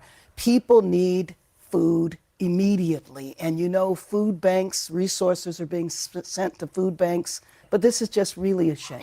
And as I stated previously, California already has a food assistance program for people regardless of their immigration status. So that's how they get food assistance to illegals. Now, do they do through SNAP? Nope. All state funded. So it's on the burden of the taxpayers in California. Like I said, and they also do it in New York. So maybe she should cut back on that and maybe use it for the citizens. I mean, you were in Congress before you were the mayor. Yes. Does the president, though, have a point that the Democrats could say, we're going to pass a continuing resolution, we're going to reopen the government, and then we're going to negotiate? Isn't it in some ways a Democratic shutdown? No. I mean, one of the things that was interesting that he said is that, you know, food stamps are primarily used by Democrats, which is just not the case at all. Republicans represent many, many, many areas where people are in need of food stamps. But the real issue that is keeping the government closed is look, the problem is that both sides need it, but for some reason it's people on the left, sadly many people in the black community, that are threatening to rob stores or commit a mass robbery. Like damn near trying to set a date and time to do a mass robbery on Walmart, and that's absolutely ridiculous. the issue of health care. So not only are people going to experience a reduction in food stamps, but their premiums for health care are going to skyrocket in just a few weeks. And I know that that's what my Democratic colleagues are back there fighting for. You are out. Yeah, I mean, they're going to skyrocket in a few weeks, and that still includes the Obamacare health subsidies still, because they don't expire until, well, December 31st. So that means they still increase even with the Obamacare health subsidies, AKA, like, you know, that means they failed. I mean, Obamacare failed, because what happened to affordable health care? If the premium is still going up 18 to 30%, and Obamacare ain't really helping people out with that, then what was the purpose? I thought it was about affordability.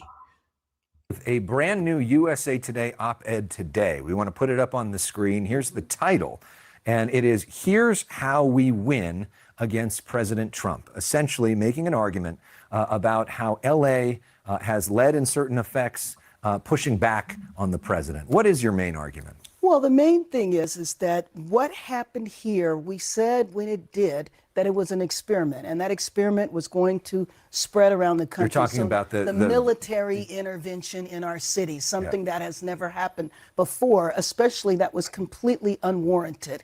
And so cities absolutely need to resist. It's important to protest, but it is critically important that the protests be peaceful. And it is a call to look back at past social movements. To me, this is a moral outrage. The fear that spread over our city with people essentially being hunted down in the streets, being afraid to go to their kids' graduations, people afraid to go to work, to go to restaurants, and the way that it has hit our economy. We can't just sit back and take this. We can never allow this to be normalized.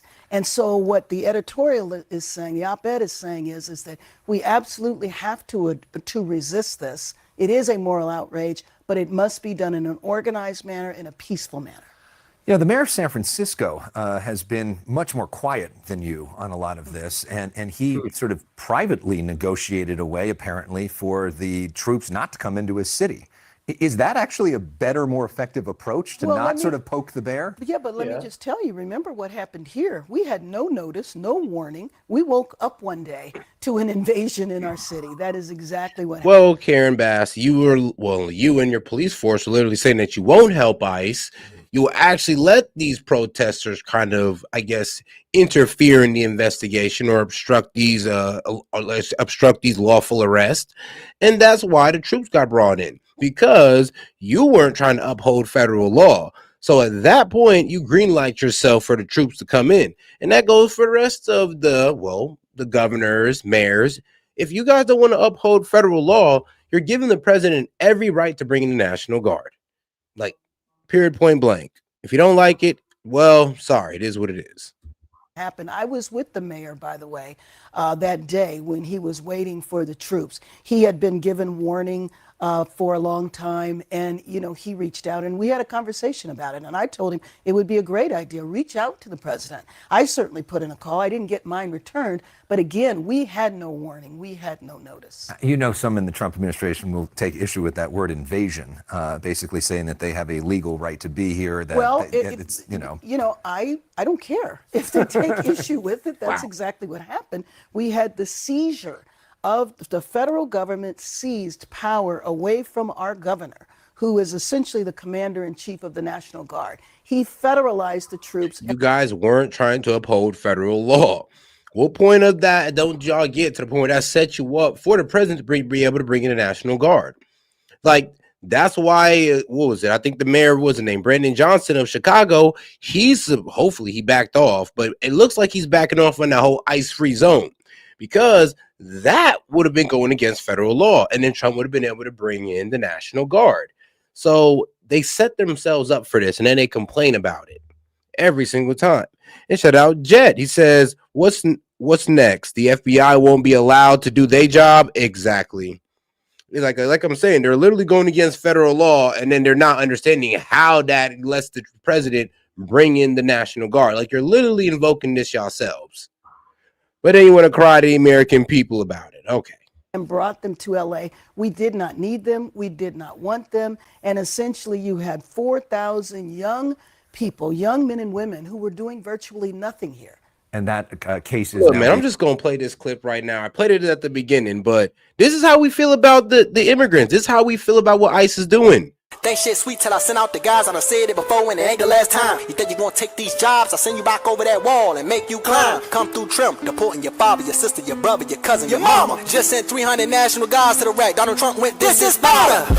We catching their ass outside and sending their ass back home. And I got shot with that fire. How I survived? Man, that shit unknown. Government won't even answer the phone. He said that I'm doing that shit that he won't. Why are they talking about switches on guns like we not the ones that gave it a go? Tell you something you don't know. Chicago fucked up cause the government slow. Murder rate never was low. Everybody killing cause everybody everybody is broke. And why is everybody broke? Because the immigrants taking the jobs you want. Send them back over the wall, take notes. I send them back on a plane, a boat. I don't want them in the country no more. I don't want no one looking for work at the store. Why the fuck is they making the city look bad? Why the fuck is they rhyme around waving that flag? I done got so sick of this shit and I'm mad. I called Joe Biden that night and I bragged. If they deep in the street, then you know it's DT. Free Larry Hoover, I'm really GD. And I hop in the back of a black truck. Camouflage bulletproof vest and you cannot attack us. Stupid little boy better back up. I get the snapping and turn the whole city to black out. Ain't no more New Mexico, I rename. They don't know we about to use Chicago for training. I put 300 guys in the streets in this place. We making America great, it's amazing. Think shit sweet till I send out the guys. I done said it before and it ain't the last time. You think you gonna take these jobs? I send you back over that wall and make you climb. Come through trim, deporting your father, your sister, your brother, your cousin, your mama. Just sent 300 National Guards to the rack. Donald Trump went, this is Sparta. We catching their ass outside and sending their ass back home. And I got shot with that fire. How I survived? Man, that shit unknown. Government won't even answer the phone. He said that I'm doing that shit that he won't. Why are they talking about switches on guns like we not the ones that gave it a go?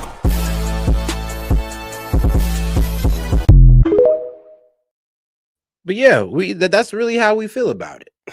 Adjudicated. It'll be interesting to see what happens as it continues through the courts. Meanwhile, there's an LA Times story getting a whole lot of attention that just came out this week. We want to show the headline for that. It says, days before the Palisades fire, firefighters were ordered to leave smoldering burn site. Essentially, January 1st, there was a small fire. Because, and you know, so crazy, it was so hilarious when it came out that she actually ordered for $17 million to be defunded from the fire department. And then, you know, after, you know, the Palisade fires or the LA fires happened. I mean, crazy. Firefighters left that site. Days later, that became the Palisades fire, which became the deadliest and most dangerous fire, the most destructive fire, I should say, in the history of Los Angeles. Yes. How did that happen? Why did the firefighters leave, even though they said in text messages we should stay? Right. Well, I found it extremely troubling, and I believe and called for an investigation today. You know, the after-action report that was released a couple of weeks ago was an after-action report on the January 7th fire. This is the January 1st one. And so we absolutely have to understand that. I do know in reading the article and speaking to some of the firefighters that many of them thought the fire was out, but clearly not enough was done, clearly. When did you find out about these text messages? I found out about the text messages in the LA Times. So you had no warning about that at all? Warning. No. I did not. Were you informed about the fire on January 1st? Yes, I knew about the fire on January 1st. And from what I knew and what I was told, the fire was completely put out. It was a relatively small fire. And so I just think that it is critically important that we have to look at all of these things, which is also why we have changed leadership. And so I am glad that I appointed a new fire chief. He has to go through the confirmation process. I mean, CNN, why are you doing her like that? You only had to put up image of the fire now. Couple of weeks, but we're going to get to the bottom of this. You got rid of demoted Kristen Crowley, who was the chief of the LAFD at the time of the Palisades fire, yes, because of her performance, according to you. So essentially, why were no firefighters pre-deployed to the Palisades? Well, that was a key issue, a key factor that led to the change that took place. Now, do you bear any responsibility for that, though? Well, yeah, I mean, at the end of the day, we all know I am the mayor and the buck stops with me. Okay. However, if I find something that is deficient in a leader in a department, then it is my responsibility to make that change. And so I made the change. We had an interim fire chief in, and what I did was I conducted a national search. We took our time. And I believe we came up with a leader who is going to lead the department and transform what needs to be changed within the department. And this is Jamie Moore, who you appointed. Jaime Moore, who you appointed this week. I'm sorry about yes. that. But you know, there's plenty of critics. Spencer Pratt, who's online a lot talking about this, has pointed out the fact that there were no infrared cameras that were used to see potentially this thing smoldering. You know, was that a mistake? All of that has to be looked at. That is certainly a tool that could have been used, and it's my understanding if that tool had been used, they might have been able to see that. But that's why now there has to be the after action at the Lockman fire.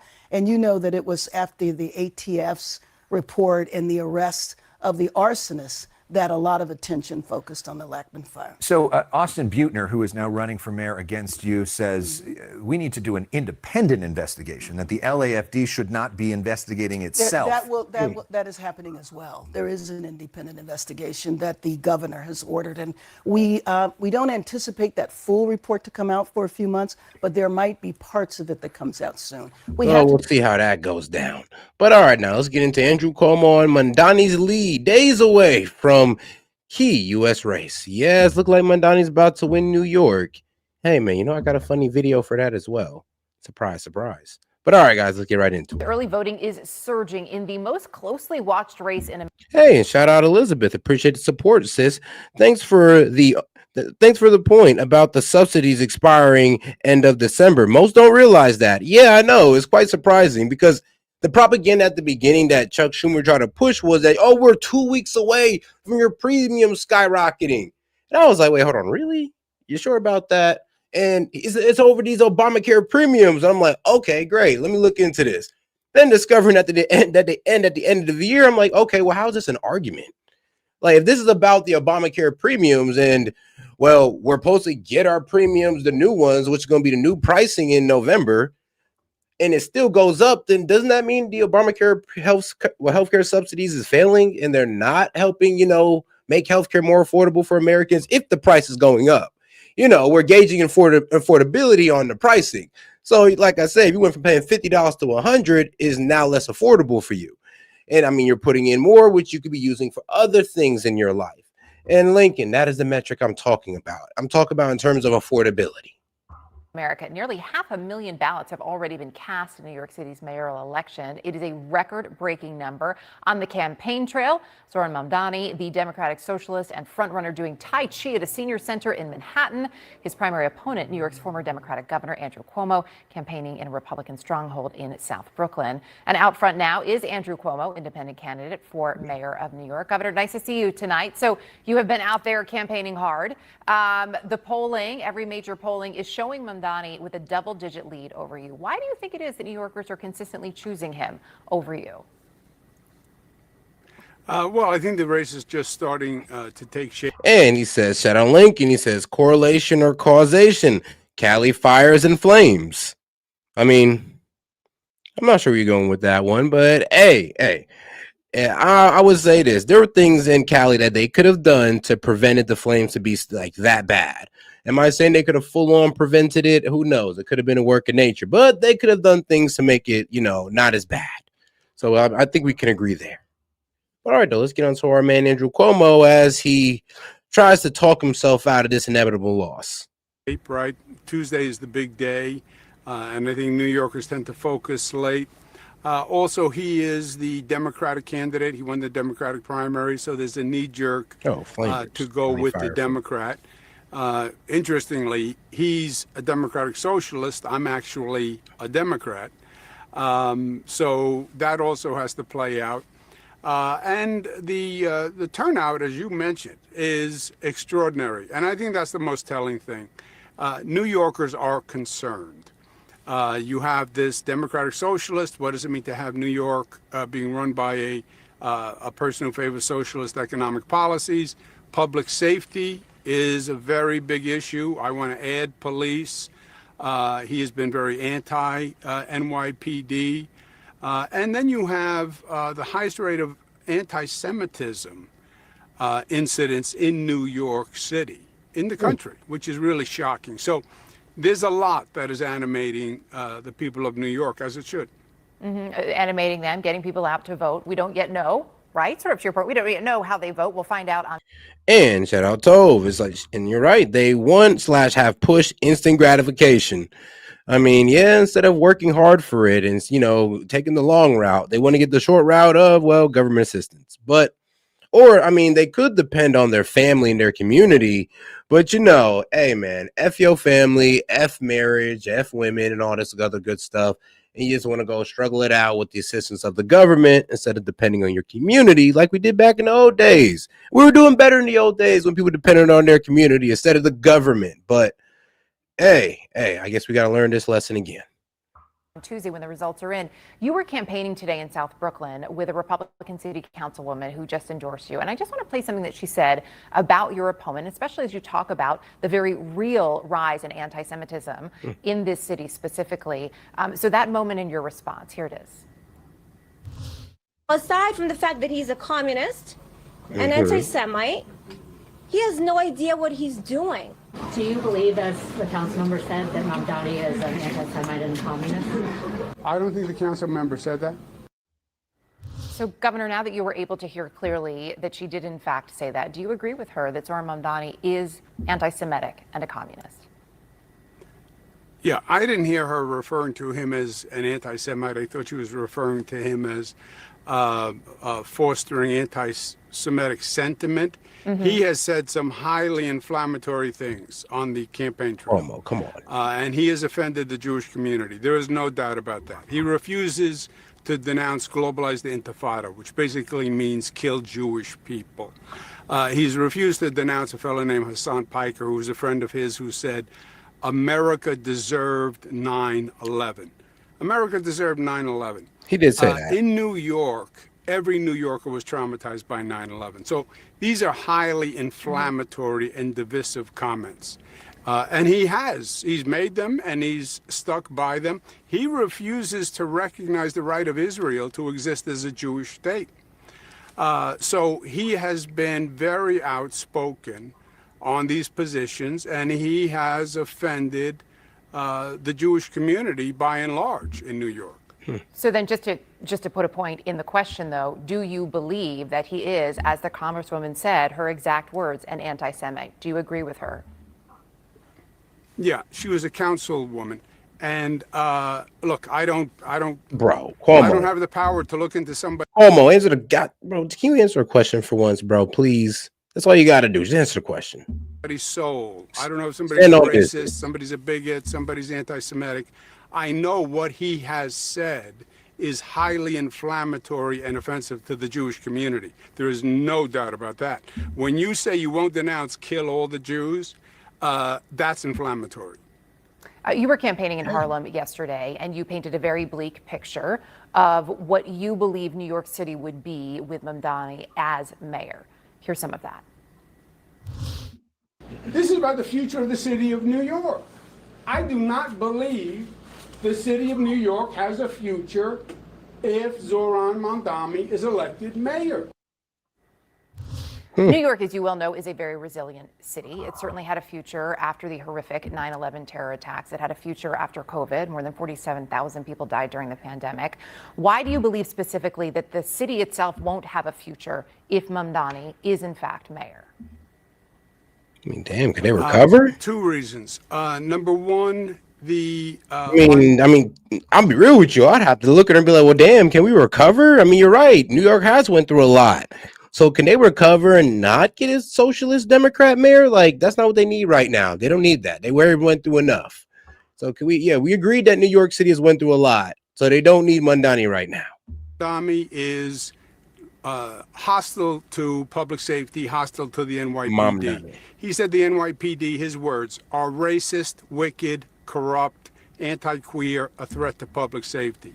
He has supported defunding, disarming, and disbanding the police. The public safety is job one in New York City and many cities. If people feel unsafe, that's very bad for the city. Number two, he's anti-corporate, anti-business, anti-wealth. One of the problems we're having in New York City now is our taxes are very, very high and people are leaving. As you mentioned, post-COVID, remote work, moved to a place that has a lower tax rate because you can after COVID with remote work. So if you are anti-public safety and you are anti-corporation. And shout out to H3I for talking about the dancing Israelis on that day. From what I remember, it was the Jays joyfully dancing on that day, taking pictures. They got caught taking pictures. They was even stopped by intelligence, and I don't know, apparently they were still let go. But yeah, I know, it's Israeli terrorists. Now, I mean, let's not go too far into that, okay? And anti-business and hostile to the economy in New York City, yeah, you're going to see more people leave. You are seeing it now, right? He will accelerate the number of people and companies leaving. Former Governor Andrew Cuomo, you say the race is just getting started, gaining momentum. We'll be watching the results on Tuesday. Appreciate your time tonight. Thank you. Great. Thanks. Thanks for having me. Out front now, Harry Enton, to tell me, all of us, something I don't know. Oh, look at that laugh, Harry. Okay, so Harry, when we're looking at races, you've got New York, you've got New Jersey, you've got Virginia, so much attention being played to these 3 races. What is happening? How much of this really, those races, is actually a test of Donald Trump? How much is it actually about the races themselves and what's happening in those areas? Yeah, I mean, look, if they're a test of Donald Trump, then Donald Trump can't be too happy with what we're seeing in the data right now. I mean, you talk about New Jersey. What do we see there? I know Republicans want to think that Jack Ciattarelli is closing the gap, but in all honesty, what we see there is that the Democratic candidate, Mikey Sherrill, has a clear advantage, about 6 points. That's the closest of the 3 races that we're talking about. Virginia. I mean, damn, Big Wave Day. It looked like that girl Shirley's going to win. And then Spanberger up 10 points and Mondani up 16. I mean, look, these are all originally, well, let's be honest, all originally Democratic areas or blue areas. So it makes sense that their side is going to win. I mean, if any of these was to lose, it would be devastating and it would be really surprising. Now, the fact that Spanberger, that's crazy. It's just that's just crazy. Like VA, I just want to let y'all know, anybody from VA, y'all can never say, as a Dem, you can never say you condemn political violence. Just know that. You see Abigail Spanberger way up there by double digits, up by 10 points. And then, of course, you were just interviewing Andrew Cuomo, but you see that Zohran Mamdani, the Democratic nominee, is ahead there by 16 points. At this point in time, and granted, you know, election day, we'll see what happens. But at this point in time, to me, it seems like the Democrats are most likely going to sweep all 3 of those races. And that's in part because of Donald Trump, but it's also in part because, especially in a place like Virginia, they have a much better like candidate than the Republican candidate. How rare would it be, or how rare is it in this moment, perhaps, for Democrats to be leading with those margins? Yeah, okay. So this, to me, is what's so interesting. You know that I like going through the spreadsheets. I like going through the history books. Harry likes the data and the history. I like the data. I like the history. I'm a little bit of a nerd. So, you know, I was interested, how often do we actually see the Democratic side sweep all 3 of these races? New Jersey governor, Virginia governor, and New York City mayor. And it happened back in 2017. But beyond that, there are very few examples in history where we've seen the Democrats actually sweep all three of these races. 1989, of course, that was Dinkins in New York City. That was Jim Florio in New Jersey. So he's saying statistically, one of these might not go the way we're expecting. So statistically, either it could be the New Jersey mayor, it could be not New Jersey mayor, but New Jersey governor, the Virginia governor, or it could be, New York City mayor. And I highly doubt it's going to be the New York City mayor. Mondani looks like he's a shoe-in. The VA governor, I'm betting on her. NY governor, Big Wave Dave, I wish, but you never know. But I'm betting on Virginia. I'm hoping for Virginia's governor to lose, to be quite honest. Jersey, and that was Douglas Wilder in Virginia. And then before that, you have to go back before either of us were born, to go back to 61, 57, 53. It has only happened 5 times in the last 90 years, what seems like is going to happen this Tuesday. All right, we got 30 seconds left. Tell me something I don't know. Okay, I will tell you something that you don't know, Erica Hill, beyond the fact that it is Halloween and I dressed as a dumpster fire this morning on national television. I saw it. It was a good look. But all right, guys, we do got to get over to, what's possibly coming to New York. Look like I might be cooked, man. But I'm going to go ahead and show y'all what's coming for you guys if Mondani wins. So, hey. Spreading the news. But all right, though. Excuse me. Enough joking around on that note. Let's go ahead and get over to something like pretty cool. Yeah, no, you want to see something cool? Shout out to the guys on PBD. This is actually something pretty cool that they shown on Russia's capability that I hope they don't ever test. Testing? Yeah, it's an animation of what the... Okay, great. This is not what they're testing. This is what they have just to show you what's capable of doing. Go ahead, Rob. Well, the music isn't helping. Okay. I'm sure you're reading that, Vinny. I got you. Okay. Everybody's going to die. You're going to die. Okay. Okay. Missile launch, submarine. And shout out to my man not Lincoln, but shout out to my man Jet. He says NYC been Dems punching bags since 2002. Yeah, man, he ain't lying about that one. Yeah, but it's been Dems punching bags since 2002. Not there, man. So Trust me, it's one of the reasons why, like, my family moved out of New York. Trust me, one of the main reasons we moved out of New York in Bed-Stuy is because of that exact reason. I got you. Like, okay, everybody's going to die. You're going to die. Okay. Okay. Missile launch, submarine. So that guy goes, and then look what this guy does. He just dropped this 2 days ago. Putin put this. Why are you showing this to the world? Okay. Why do you want the world to know this is your capability? Why? Okay. Great music. Killing shown. people. Yes. Those are our aircraft carriers. That's the. So pretty much saying he's gonna underwater nuke our ships and underwater nuke a couple other places that's gonna cause a radioactive tsunami. First of its kind. Design. And what else is it capable of doing? Boom. Look at that. And I love how he put some music, hip-hop Yeah, to music. make it softer. And look at that. 1,600-foot waves. Hope Trump's team makes a video going back. 200 meters is what, Tom? 200 meters. Each meter is 3 feet. Correct. So 200 Little meters. So a little over. So six. Let me just read this to you to see what they're doing. So why is Putin doing this? Why is Putin doing this? What's he trying to say? What's he trying to tell people? Okay. So Putin drops that, okay, on a nuclear Poseidon capable of leveling coastal cities with 1,600-foot high radioactive tsunamis. 1,600 feet is roughly a 160-story building coming at you. And while he's doing this, not much is publicly known about Poseidon. Reports estimate that the weapon is capable of carrying 2 megaton warhead or more than 150 times the power of a bomb the U.S. dropped on Hiroshima. Vinny, 150 times stronger than what we dropped in Hiroshima in 1945. They are designed to trigger radioactive tsunamis of up to 1,600 feet from hundreds of miles away, according to Russia state media. That's what he announces. And what does President Trump come out and say all of a sudden? What? Tom, what does President Trump come out and say all of a sudden? Well, we're start going back testing. to testing, and we're going to do a whole lot of testing. We got. Oh yeah, and that's pretty much why Trump pretty much said, you know what, maybe we should start testing nukes again. You know, since Russia's out here threatening radioactive tsunamis, you know, maybe we should focus on these, you know, nukes. Yeah, focus on that. You know, doing more of this. You know, I mean, I'm just saying, I'm not a fan of experimenting with nukes, even if it's underground, to be quite honest. But you know, when Russia starts releasing videos like that, I don't know. You can convince me. I'm not gonna lie. You can definitely convince me of it, especially when you show me a video like that of them simulating how they can hit us with radioactive tsunamis.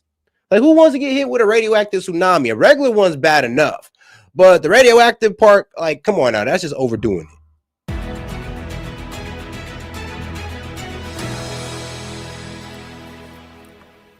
Welcome back. When it comes to nuclear weapons, surprise is not a word you want to hear. But in Donald Trump's case, that is exactly what he did to his own officials. The president declared that he's ordering the Pentagon to test America's nuclear stockpile, breaking a moratorium that's been in place since George H.W. Bush was in office 33 years ago. Why? Well, Trump says that this is in response to rival nations building up their weapons. For one, sources say that demand caught his advisors off guard. And two, the Department of Energy is the department that historically is actually in charge of those tests, not the Department of Defense. So here's the explanation from Trump's vice president, which is a bit different from what Trump said, and frankly, not all that reassuring. We have a big arsenal, obviously. The Russians have a large nuclear arsenal. The Chinese have a large nuclear arsenal. Sometimes you've got to test it to make sure that it's functioning and working properly. Shout out Jed. He's like, will it turn me into the Hulk Aquaman style? I mean, hey, you never know, bro. We all might be able to breathe underwater if we get hit with a radioactive tsunami. You never know. So this is one of those weird issues where you're like, where did this even come from? But I also wonder, I mean, lots of questions here, but I want to play what Trump said aboard Air Force One on Friday about the nuclear testing. Listen to this. Are you talking about literally resuming underground nuclear detonation tests? You'll find out very soon, but we're going to do some testing. Yeah, other countries do it. If they're going to do it, we're going to do it. Okay, you can't clarify whether you'll resume. I'm not going to say yet. I mean, I know exactly what we're doing, where we're doing it, but other countries are doing it. Again, I'm not sure what he's talking about because other countries really aren't doing it. Nuclear testing hasn't happened from Russia or China since the 90s also. So where is this coming from and why is he suddenly putting... Whoa, Abby, hold on now. Don't tell me you don't know that Putin has been reporting to be testing cruise missiles, nuclear cruise missiles. They're testing putting nuclear heads on cruise missiles, and they're saying that they're successful on it.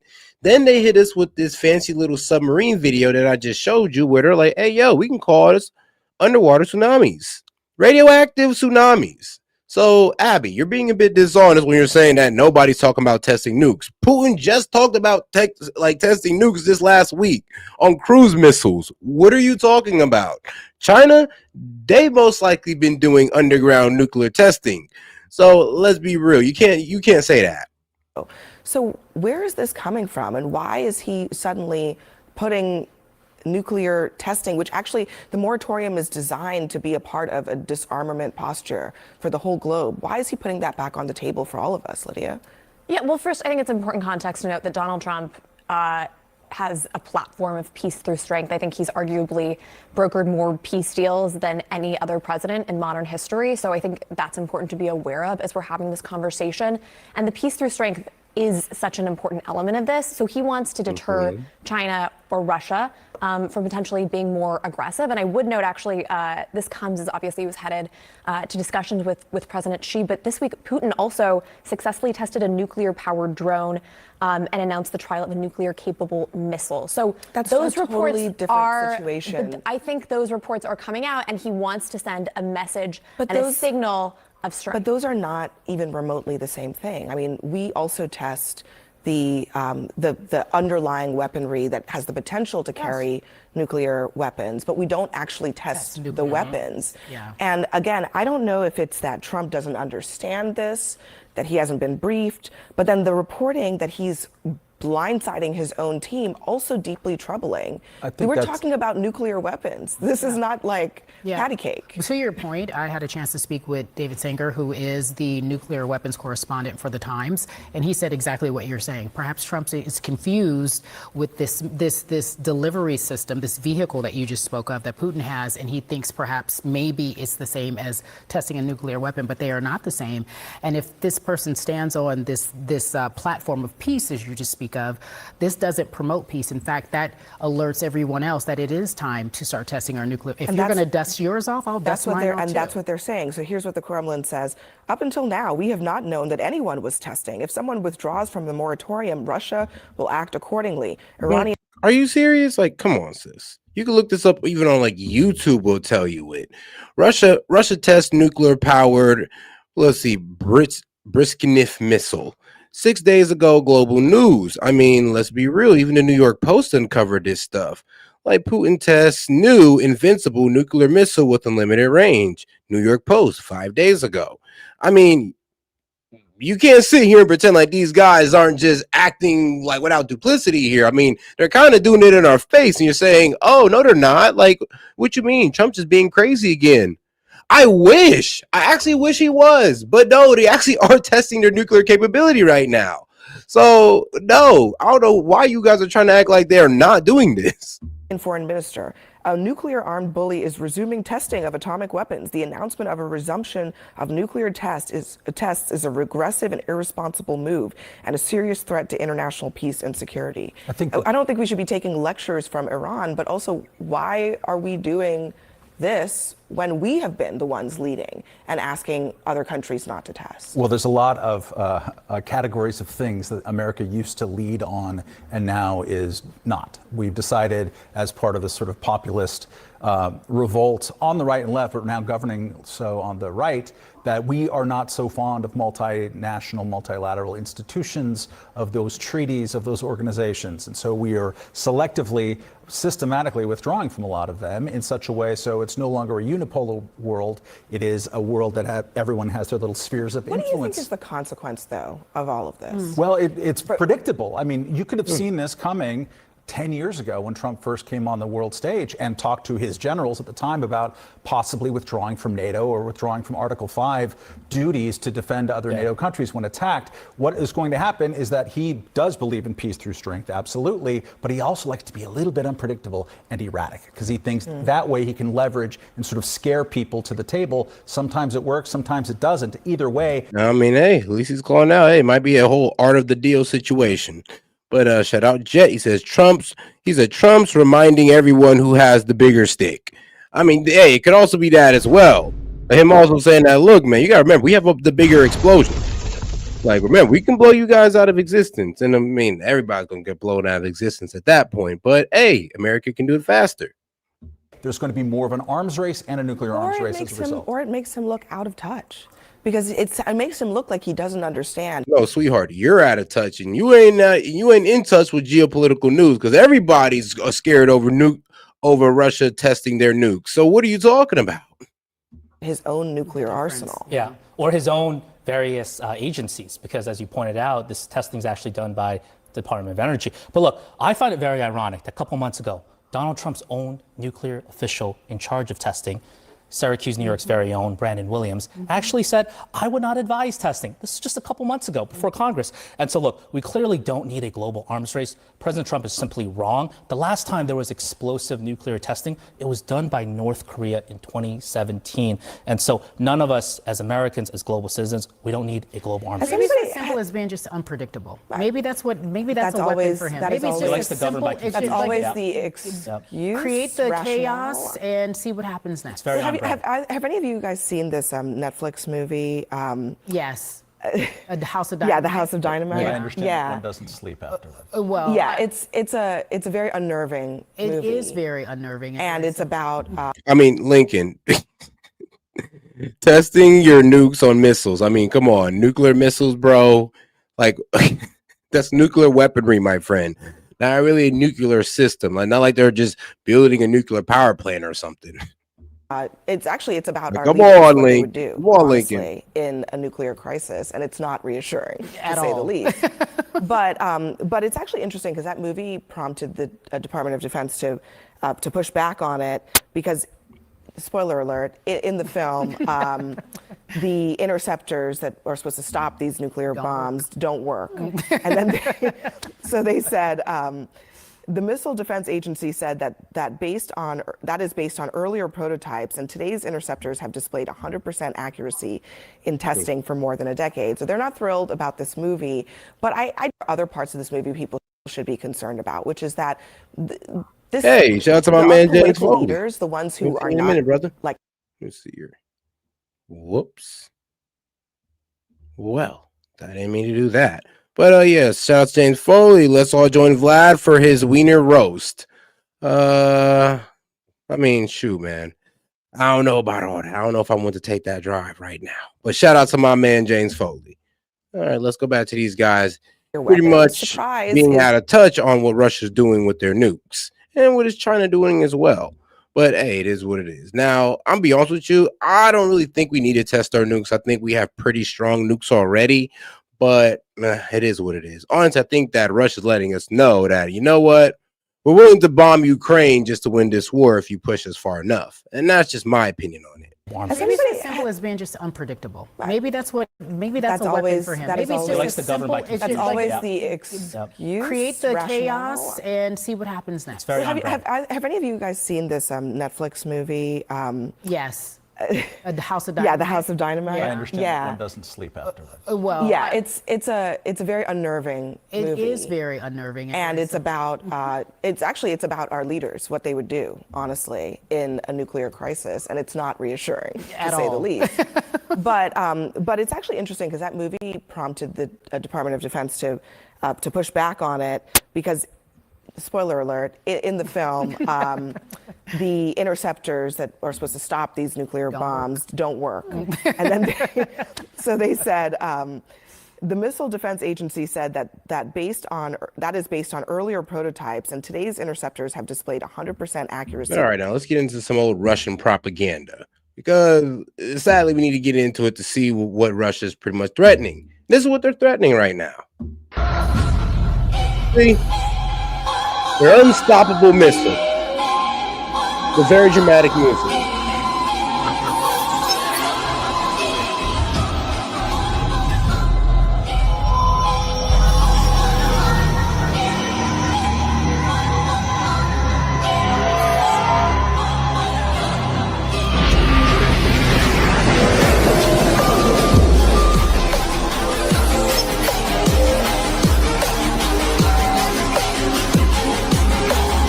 Yep, Poseidon. It's supposed to be their underwater nuclear missile that's, like I said, supposed to cause radioactive tsunamis.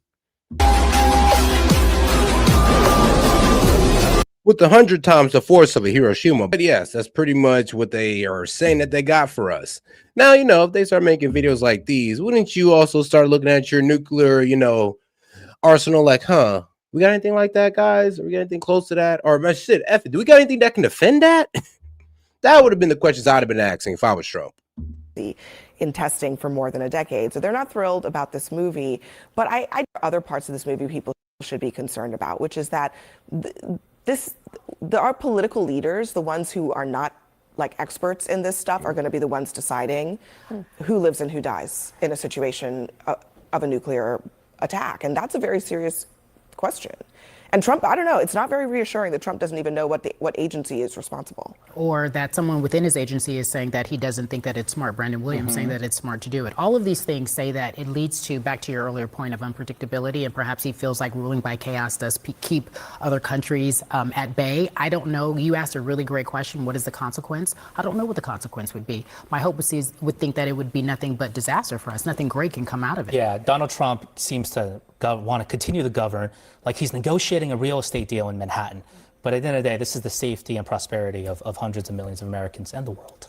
I mean, Lydia, how do you feel about Trump putting our nuclear posture back on the table after all this time? We fought so hard to get out of the Cold War, where everybody was hiding under their desks, concerned that there was a bomb going to be dropped on them. Are we really trying to get back there again? No, I don't think we're trying to get back there. And I think I would caveat a lot of what he's saying with knowing that he doesn't want war. He's prioritizing peace. And I think, to your point, sometimes he chooses to be a little erratic to keep people on their toes. I would say that's probably what's going on here. He is also, it should be noted, has said several times in the past, and I actually believe him when he says this, that he would love to see a nuclear-free world. Ronald Reagan used to say the same things in the 1980s.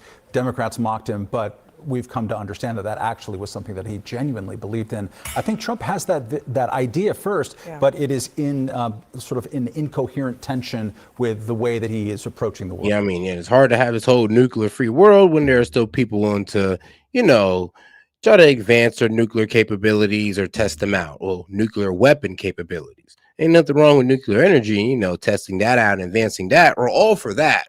But nuclear weapons, you might be going a bit too far there, my friend. But all right, though, let's get to the next video. The Senate out for the weekend. The House has been out for 6 weeks and counting. The president is at Mar-a-Lago, and he had this to say after touching down in Florida. Mr. President, are you going to meet with Democratic leadership? I'm always going to meet. All they have to do is open up the country. So Let them open up the country, and we'll meet. We'll meet very quickly. But they have to open up the country. It's their fault. Everything is their fault. It's so easily solved. Everything is their fault, he says. Trump looking for a way out of this without speaking to Democrats, is now pushing Republicans to eliminate the filibuster, which requires 60 votes to pass most pieces of legislation in the Senate. Senate Majority Leader John Thune quickly shot down that idea, while the president and lawmakers on both sides are pointing fingers. More Americans are feeling the impact. Staffing issues at air traffic control across the country are prompting more delays and ground stops at major airports and long lines at security. It's a situation that is likely to get worse with each passing day. At the same time, a federal judge has granted a last-minute reprieve for some 42 million Americans facing the prospect of losing access to SNAP or food stamps tomorrow. The judge ordered the Trump administration to tap emergency funds, quote, as soon as possible to keep that program for low-income families from running completely dry. Yeah, but Congress runs the purse, so yeah, they kind of got to appropriate that. They're not the president. I mean, that's why the administration kind of looked at the federal judges scratching their head, going like, I mean, I don't know how you expect us to do this, but okay, we'll see what we can do. That's why Trump said he'll ask the courts how he can fund SNAP, because he do have to go through Congress, and Congress controls the purse. So, and we have to find a way to expedite this process. What, past Congress? I mean, that's going to be a bit tough. That is the backdrop. The president posted 7 times today about what? Right there. The new luxurious bathrooms he just had redone at the White House. More on that shortly with the photos. This evening, he responded to the judge's order. Hold on. Y'all being petty about bathrooms now? Like, come on now. Yeah, y'all can't be that upset that Trump is upgrading bathrooms in the White House. Like, really? Okay. This way. Our government lawyers do not think we have legal authority to pay SNAP with certain monies we have available. He went on to write, I have instructed our lawyers to ask the court to clarify how we can legally fund SNAP as soon as possible. Yeah, I know. Legally fund SNAP, because, I mean, Congress controls the purse. So he's like, well, what is the judge trying to do? Appropriate congressional powers to the president? Like, I mean, that's not how it works, but okay. I mean, anything to blame the president, I guess. And once again, district judge can't really tell the president what to do. But hey, though, shout out to Trump. He says our government lawyers do not think we have the legal authority to pay SNAP with certain monies we have available. I mean, yeah, that as well. And also, they are saying that we only have like what, $23 billion. So we probably have enough to fund SNAP for like 2 months. Even if we get immediate guidance, it will unfortunately be delayed while states get the money out. Lots of qualifiers there. But a rare occasion in which the president says he just doesn't have the authority himself to order something to be done. My lead source tonight is Democratic Congressman Adam Smith of Washington. Thanks so much for joining on this Halloween evening. Well, thanks for having me on. I appreciate it. So your district alone, I don't have to tell you, has some 42,000 households that rely on SNAP or food stamps. I wonder, when you heard the president's response tonight to what was a court order and him saying, well, I have some questions, we need some clarification, even if we do clarify, it's going to take some time. Do you read that as a signal he's going to defy the court's order? It's hard to say. I mean, 2 very dishonest things that President Trump said there in just a very short period of time. One was, gosh, I don't know if I can do this or not. It's very, very clear that he can. 2 federal judges just said not only that he can, but he must. And also, as I understand it, back in 2019, when the government was shut down, he did it as president at that point. So it's absolutely not up for debate that he can do this. And so the fact that he is stalling is just fundamentally dishonest. And second, I love the phrase, I'm always willing to meet with Democrats, just not right now. I don't think he understands the meaning of the word always. Always means always. And so obviously he's not willing to meet with Democrats. And we've had government shutdowns before, and we've always stayed in session. First of all, it's just completely unacceptable that Mike Johnson has essentially vacated and deactivated the United States House of Representatives since September 19th. When we're in a shutdown, this is when we need to be in negotiating. And in the past, we've tried to find ways to mitigate that shutdown, tried to find ways out of it. So simply to avoid that, it's just not how we should be handling this situation. The Wall Street Journal is reporting tonight that Democrats and Republicans were actually making some progress on a bipartisan deal to get the government open again, but that Trump's filibuster threat, threatening or pressuring Republicans to break the filibuster, blew that up. Were you aware of progress in negotiations to get the government open? And if so, does that threat disrupt those negotiations? Yeah. Yes. No, the senators are talking. God bless John Thune to this extent. He still believes that he has a job to do, unlike Mike Johnson. So he is talking. Senate Republicans, Senate Democrats are talking. I've spoken with some of them, and I'm aware of those conversations. And I think that is a positive development and where we need to go at this point. I mean, look, the whole point of this, the biggest point of this, was the healthcare crisis that is descending on us on November 1st. On October 1st, we Democrats said, you have to address this. And Mike Johnson said, talk to me on November 21st. But the crisis kicks off before that. But now we're to the point where they haven't addressed it, and the pain is ramping up. How do we get to a better place since Mike Johnson won't negotiate on this, and neither will Trump? So yes, those conversations are going on. I don't think the filibuster thing impacts it one way or the other. One thing I've said throughout the shutdown that people need to understand is this is a Republican budget that they passed through their reconciliation process and that they passed last March. And they did it with Republican votes for the most part. Reconciliation bill, all Republican votes. But because of the filibuster, now they need Democratic votes. The point of the filibuster is to force Democrats and Republicans to work together. But what Trump decided to do was no, the point is, we're not going to negotiate with you. You just have to vote for our thing. And that's not. I mean, let's be real. Like the filibuster just required 41 no's, and let's be real, the Democrats could definitely push past the filibuster. They got their 41 no's before the Republicans could get their 60 yeses. So, yeah, I don't think the filibuster would have worked. And bro, just saying that, just let's be real, there's like 45 Dems in there, and they only need 41 no's. They'd have got it like knocked down. So the filibuster option was not a good one. This is supposed to be approached. So if they want to do a straightforward 100% Republican budget, then yeah, they ought to get rid of the filibuster and go ahead and just have Republicans vote for it. But the better option is to negotiate with Democrats, deal with the healthcare crisis, get the government back open, and stop the pain that is happening right now for so many Americans and is only going to get worse, as you said. Well, let me ask you this, because you posted back. All right, guys, and I went ahead and looked into this. So, and here's what the USDA is arguing, because the courts was ordering the United States Department of Agriculture to go ahead and tap into the contingency reserve funds.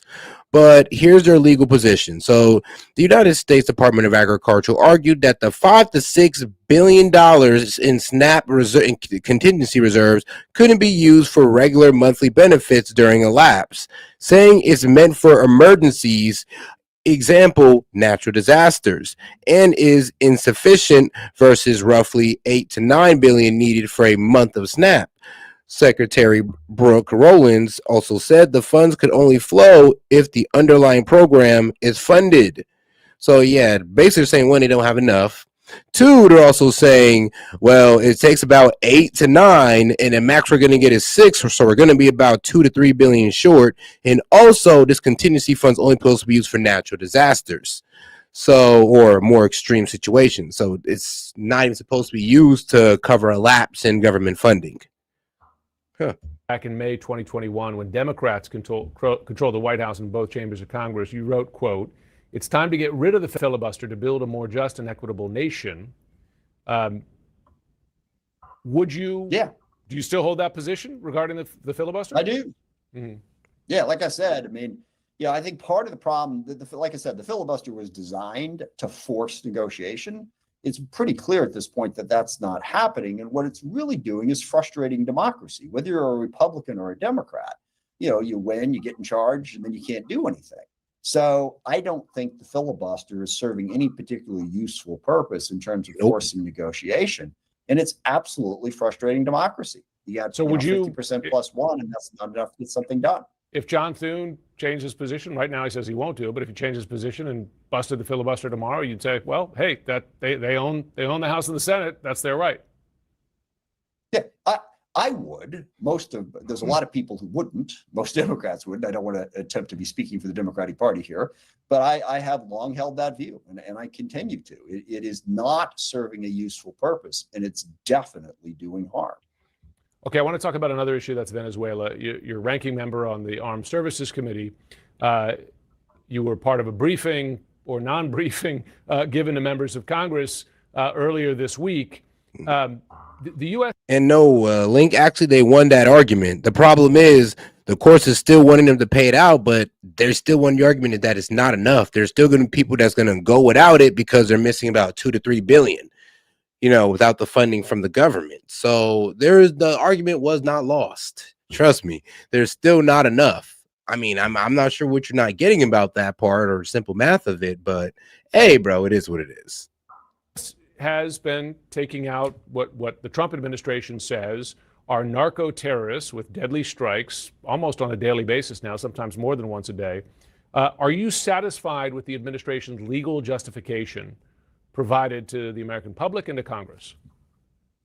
No, it's pretty clearly illegal. I mean, look, what the president has decided is to apply the death penalty for drug dealing.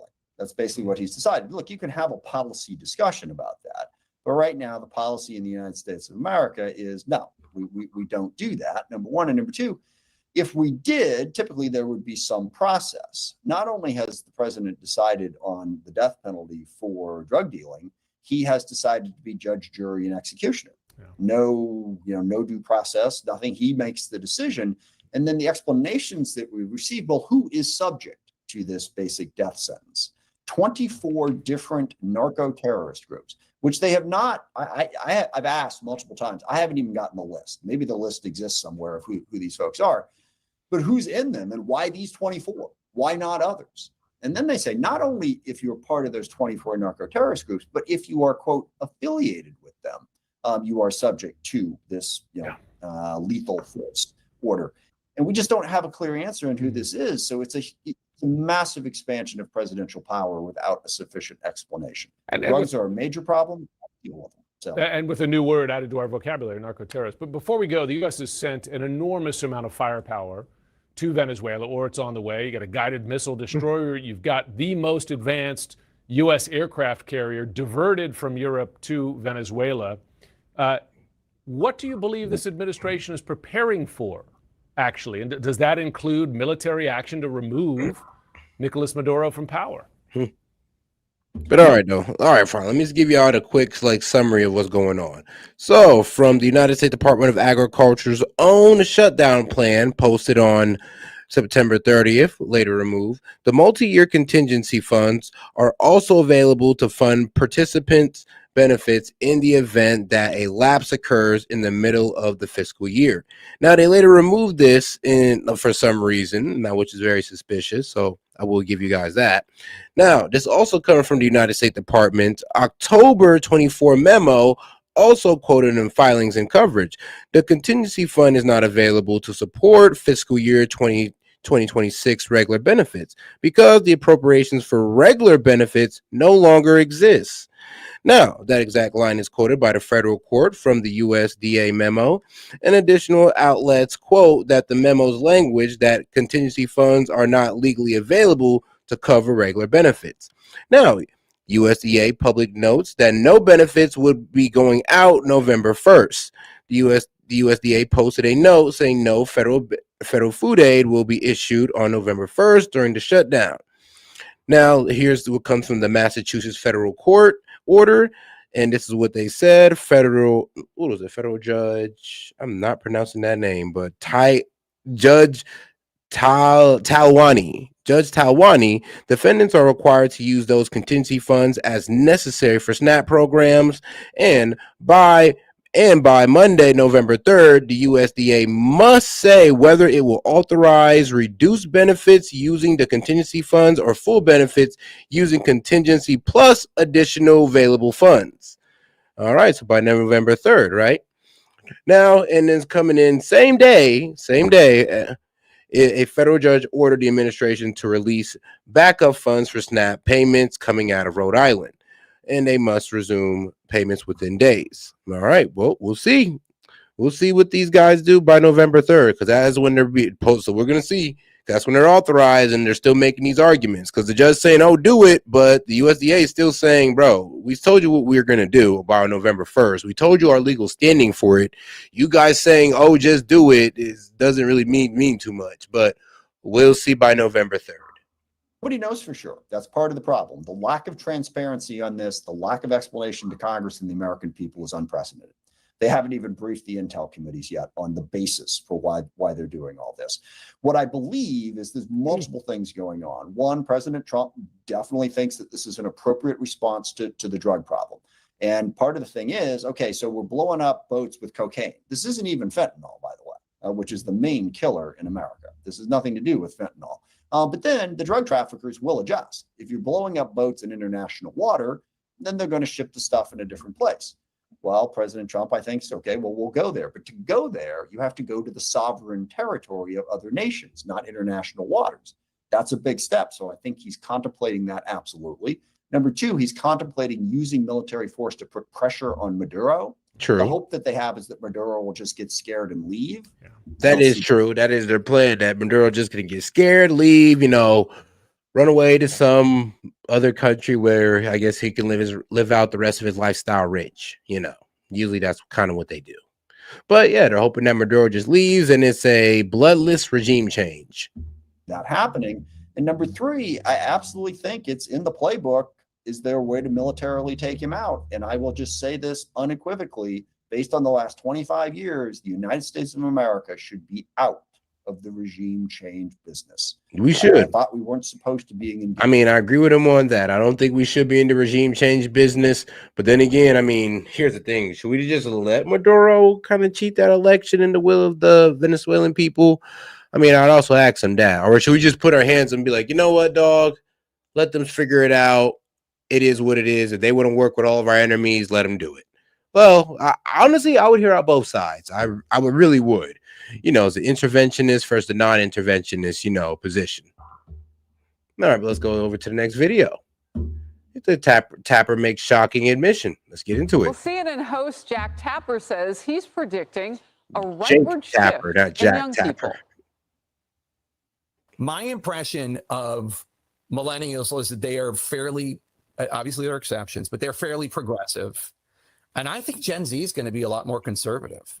I think that just my experience knowing Gen Z kids, my kids and their friends and whatever, I sense a much more skepticism of, and I think it is a reaction to Gen Xers and millennials forcing on them progressive views in school. Yeah, at that moment, I didn't know Jack. It's Jake Tapper. And he Yeah. is not the only one He said pointing Jack. out the noticeable trend of Gen Z moving to the right. I mean, look at that near convention-sized event, Turning Point USA at Ole Miss. And I think the receipts are just everywhere now.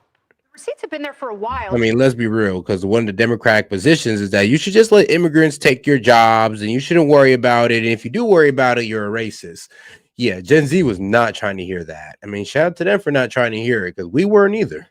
Jake Tapper is always late to the game. It was lovely seeing him with my friend Nick Gillespie, who is one of the very best interviewers in all of media. And I'm glad Jake sat down with him. But again, like Biden's mental decline and fragility, he's late to the game. So what is he going to do? When other people write books about a rightward shift with Gen Z, especially male voters, he's going to, be like, oh, I guess they're skeptical. But then he tries to blame Gen X. Like, no, Jake, do not come for us. Do not come.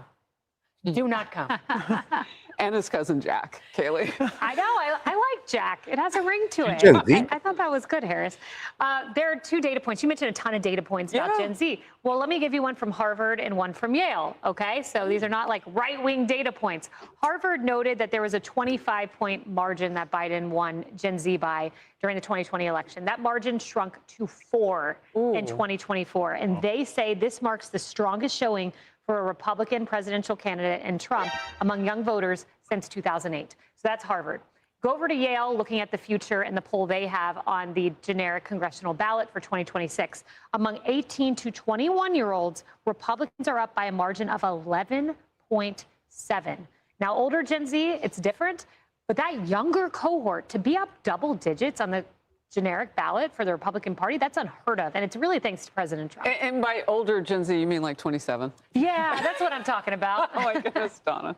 Well, what's interesting about Trump as a candidate and seeing that shift is Trump wasn't any younger, really. So it really isn't about age with these younger generations. It's about authenticity. Yes. It's about providing them a goal for hope and a better future and a better economy and jobs and a president that wants to invest in a country that they live in. Who wants to be told every day everything is awful, it's gloom and doom, the other side is terrible, the police are after you? People don't want to hear that. They want to live in a society that gives them hope and that gives them a future that looks promising to them. And so it didn't have anything to do with age. It had to do with authenticity and a dream. Wow. Donna landed that point opposing argument. Well, Counselor? I mean, I got to agree. It is authenticity, but it's also about having options. All right, I'll give her that one. I mean, people, I'll be real with you guys. The fact that they did lose the younger generation, it should say something to the Dems that maybe their message just isn't hitting the younger generation as it should, or maybe you're not really speaking to their future. But hey, man, hey, we try to tell you guys, but you guys are more in support of, well, other things, other agendas than the future of the American youth. But it is what it is. I mean, say, what can I say? Y'all more concerned of the youth of illegal immigrants. Attorney General election, Republican incumbent Jason Or Miyares H-1B holds a visas. close lead over Jones. Over 1.2 million votes have already been cast in the election. Now the Republican AG Association is handing out get-out-of-jail-free monopoly cards to mock Jones for his reckless driving conviction. But he did spend hundreds of hours of court-ordered community service at his own political action committee. Meanwhile, Jones is lying to voters about being anti-crime. I grew up in courtrooms because my mother was a violent crime prosecutor. She took on the worst of the worst, murders, rapes, and robberies. Cops and sheriffs were oftentimes my babysitters. As a member of the General Assembly, we funded law enforcement at record levels. She also cracked down on sex offenders and human trafficking to keep our communities safe. Also protect our kids, to keep them safe with a dedicated child safety unit, to make sure that we crack down on the abusers and the predators and all of the folks who want to do our children harm. Yeah, Jones has a long history of supporting soft on crime and sanctuary policies as violent crime rises in the state. Joining us now for tonight's big close-up is Jones' opponent, Virginia Attorney General Jason Miyares. Attorney General, thanks for joining us. We all have seen the text messages. We all understand the character indictment there. But if you take that out of it, because he's decided to stay in the race, so voters have made up their mind on that, or let's say they have, what are the differences in policies? What is it that you're doing or will continue to do that he would change or vice versa? Well, I mean, listen, I appreciate the opportunity. I mean, listen, he's a criminal first, victim last, social justice warrior. He's asking Virginians to hire him to be the Who wished death on children, by the way. top prosecutor. He's never prosecuted a case a day in his life. And to your point, his record in the General Assembly was every chance he had a chance to stand with law enforcement and victims, he chose not to. He voted actually for the early release of violent offenders. You've noted that the Ralph Northam Early Felon Release Program let out 9,600 felons out early. 49.8% have already been rearrested since they've been released early. He voted to end the mandatory reporting requirement of sexual assault in schools, which led directly to that scandal that Fox covered extensively in Loudoun, where a 15-year-old boy walked into the bathroom, put on a skirt, brutally sexually assaulted another 15-year-old student, and then he just got transferred to another school where he assaulted another. The police weren't notified. So every chance he's had to stand with police, he's voted the wrong way. He supports no cash bail, which is truly an idea as dumb as it sounds. It means even if you're a rapist or a carjacker, you get arrested, you cannot be held going to trial. He supports getting rid of SROs. Those are our school resource officers, our cops in our schools. He wants them out of our schools. I want them in. So even separate the fact that he's advocated for violence against children, wanting to see Speaker Gilbert's children die in their mother's arms. Don't forget, he also has said that he wanted to see cops die, that he told a colleague that maybe if a few cops died, cops would change or they'd police. It's why every major law enforcement organization in the state of Virginia not only has endorsed me, they've asked Jay Jones to drop out of the race. That is how unproven he is. That's how his judgment is completely disqualifying himself to be the top prosecutor in the state. I absolutely agree with your assessment there, Attorney General. But despite all the things you just outlined, not only about his policies, but also his personal issues and personal sentiments that he has delivered in years past, you still had former President Barack Obama out rallying, of course, for Spanberger, but also for Jay Jones, because Jay Jones was at that rally. I mean, that takes some intestinal fortitude to show up and show your face behind a candidate like that. But do you think that's going to make any difference, not only in the governor's race, but in your race as well, having Barack Obama out there on the trail? Y'all cooked. Well, I can just tell you what I hear. What I hear on the campaign trail in Virginia is every day, literally multiple times a day, I have Democrats coming up to me. You know, I almost appreciate them for like not making this man step down, because like I said, this cooks him on the argument. It's dead now. You guys can no longer say you condemn political violence. because nobody on the left has really, you know, forced Jay Jones to step down or made it or ran on it and be like, yo, he needs to step down because it's ridiculous, not threatening to death, but wishing death on children. Like, shouldn't be allowed. We supposed to condone political violence. And we were just bashing on Republicans for these young Republican texts that they made their guy step down because he said Indians stink. We can't make a guy step down for wishing death on children. Like, Dems, like, what's going on here? Saying I may be a Democrat, I may be voting for Democrats otherwhere on the ballot, but I'm voting for you, one, because I think you're competent, or as one mom told me in Vienna, she's like, I don't want to see Virginia become the laughingstock of the country. The idea that this man has advocated for violence against children and violence against cops would even be considered to be the top prosecutor. I think him being on that stage is an insult to every mother that has lost a child to violence. It's an insult to every law enforcement officer that's ever actually died and seen a colleague die in that line of duty. I can tell you the hardest thing to do as Attorney General is attend the end of watch funeral for those officers, those brave officers that are the fallen. They're the ones that are at the first line for our communities. They have the hardest job in America today to put on a bulletproof vest just to go to work. And to think about how insulting it is to see somebody wanting to be the top prosecutor, where I work with law enforcement every day. And it's really this moment, not even layered on top of the fact that right now, Jay Jones has a special prosecutor investigating him, a criminal investigation for how he misled a judge for his 116 mile per hour reckless driving ticket. It's really there. We've never had this moment, and it's why the eyes of the nation are now on Virginia. This election now isn't about politics, it's about decency. I know Virginians are going to pass that test on Election Day. We'll see. A.G. Miyares, this is Joe Concha. Two-part question for you. Are you surprised? No, Lincoln, I really do appreciate you because you're low-key proving my point, because you're right. It was Tim Kaine. They did ask him on CNN, like, hey, yo, you know, are you going to ask him to step down? No, but do you still support him? I do, even though he wished death on children. So there you go. A prominent Democrat, not condoning, pretty much not what? Condemning political violence. Why? Because it's Jay Jones. So thank you for proving my point again, my friend. Like, please keep doing it, because there's no way to run from this argument.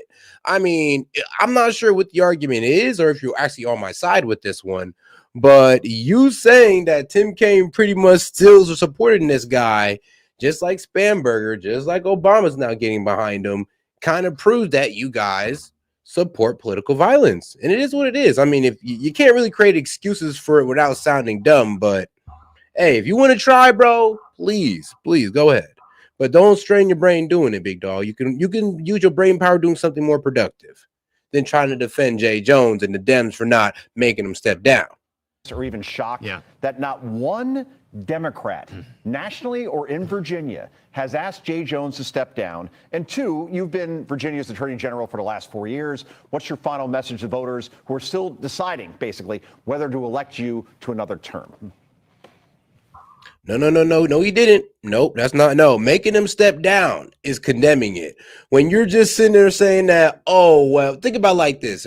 Imagine if there was MAGA and we did this. Imagine if there was a Republican, like, candidate that was wishing death on a Democrat person's children, on Democrat candidate's children, and we kept that guy in the race. You guys would be losing y'all shit right now. You guys would be like, don't y'all condemn political violence? Oh, so Republicans think it's okay to hurt kids? That literally would have been y'all position. So please use that same consistent thinking you'd have used on MAGA or a Republican, because you're being very disingenuous with your argument. Like, let's be quite honest here, dog. Like, because if it was the other way around, y'all be losing y'all shit if we kept this man in the race that wishing death on children. I'd have lost my shit if they'd have kept the man in the race like that. So what you talking about? Well, I have been shocked to some degree, though. I mean, it was interesting. Abigail Spamberger, multiple times in her debate with Winsome Sears, in which Winsome obviously won that debate, was asked to endorse Jay, and she dodged and weaved and finally said voters should decide. And I thought that was a pretty telling moment as well. But I am shocked that those that at least preach civilities, those in Virginia that asked Ralph Northam, the previous Democrat governor, to resign over a yearbook photo from 30 years ago, refused to ask him to get out of the race, despite the fact that he I wants. mean, guys, I really want y'all to imagine if it was MAGA, somebody on or the Republican that did what Jay Jones did. You think the Dems would accept, oh, well, some Republicans came out and said that they condemned what he did, but they didn't ask him to step down, though. It's like, y'all will lose y'all shit. Y'all be like, that's not condemning him. Saying, oh, you know, I wag my finger at it. I don't support it, but I still support him running. Y'all wouldn't be hearing that. So it's kind of crazy how the other way around, you guys are trying to make it make sense. And trust me, I mean, you can actually look this up. Some people say, oh, you believe Fox News? Fox News ain't even saying this. This has already been reported by the left and the right and people in the center. Just because you see Fox News, and I'm talking about it, doesn't mean that it came from Fox News. I hope you're smart enough to know that. Children to resign, to die in their mother's arms. So this is what I would say to voters. Rehire me to continue to protect you. Your safety has been my #1 mission as Attorney General, and that's always been my mission. I'm the people's protector here in Virginia. Crime is not a partisan issue. I've never asked a crime victim once what their political affiliation is, whether they ever voted for me. That's not my role. My role is to protect. Jet, how are those? Jet, see now you're kind of, I don't know, bro. I like you. I don't want to insult your intelligence too much, but you're arguing disingenuously, dog. You really are. You're arguing in bad faith. Those are two different arguments. I just switched the roles. Those aren't two different arguments if I switch it. How is that two different arguments? You're not making sense at this point, dog. You're failing. You're failing in the debate if this is the thing. If this is what your argument is. Those are two different arguments. All I said was to reverse roles. And I know for sure you would not be supporting this or trying to defend it in the slightest. You wouldn't be satisfied until that person stepped down if they was on the right. And you know that. Virginians. When I took office, we had a murder rate at a 20-year high, record levels of addiction deaths. Both of those have dropped dramatically. And it's because we worked with police, we prosecuted repeat violent offenders, we held them accountable. Your safety is my mission, and I'm asking you to rehire me. And if you want to stand with me, you just go to standwithjason.com to make sure that we pass this test of decency, make sure Jay Jones stay in the private sector, because no one who wants to inflict pain on cops and kids should ever have power at any level of government. Attorney General Miyares, this week, both the Virginia House and the Senate passed a constitutional amendment which would allow the legislature to begin the redistricting process. The process usually happens once every 10 years after the census, but Democrats rushed the session in hopes of getting it done before the midterms. Now, you've indicated in a statement, you've called out these Virginia Democrats for trying to skirt state law on redistricting. Tell us what you plan to do if you were elected next Tuesday once again. Well, first of all, I've always been for nonpartisan redistricting, even when my own party was in power. I championed this, and it passed with wide bipartisan support. It went to the voters. The voters of Virginia, by a landslide, 30-point margin of victory, voted for nonpartisan redistricting. The idea was politicians shouldn't be drawing these lines. It's part of our Constitution. It is a shocking move that they have done. All right, guys, I went ahead and posted the call-in link for anybody who want to debate or defend why Jay Jones shouldn't have stepped down and why the left is condemning. We're not condemning political violence, because, like I said, if this was on the other side, right? I'm gonna restate my argument. If this was on the other side, and top Republicans just came out and just said, we condemn it, but we're not going to make this man step down for wishing death on Democrats' children, so like a Democratic opponent's children, you guys would lose y'all shit. And you would say, no, that's not enough. He should step down. And you would be right. So, yeah, how are y'all defending this? Because if you know on the other foot, you guys would be condemning this along with me. Though I'm a bit confused on how anybody can defend it. But, hey. He's like, Jet caught a stray from me. Love you, brother. Hey, man, I love you too, big dog. Love you too. But wait, did I say Jet or Lincoln? I might have said Jet on accident. On two counts. One, Virginia law says that you have to post 90 days at a courthouse prior to an election, a potential constitutional amendment. That obviously was. But the call-in link is posted in the post tab, so you can go ahead and come on and uplink. I definitely do want to hear what you got to say. Not done. The second is you have to have an intervening election in Virginia. It passes the General Assembly we meet in January and February. Then there's an intervening election. Then it passes the next General Assembly as it's constituted. That hasn't happened because close to 1 million people have already voted. In fact, I had a Virginia voter tell me, listen, my delegate, if I knew my delegate was going to do this, I wasn't going to vote for my delegate, because this is a big issue for me as nonpartisan redistricting. They're actually denying the voice of Virginia voters who already voted 2-1 not to allow politicians to do this.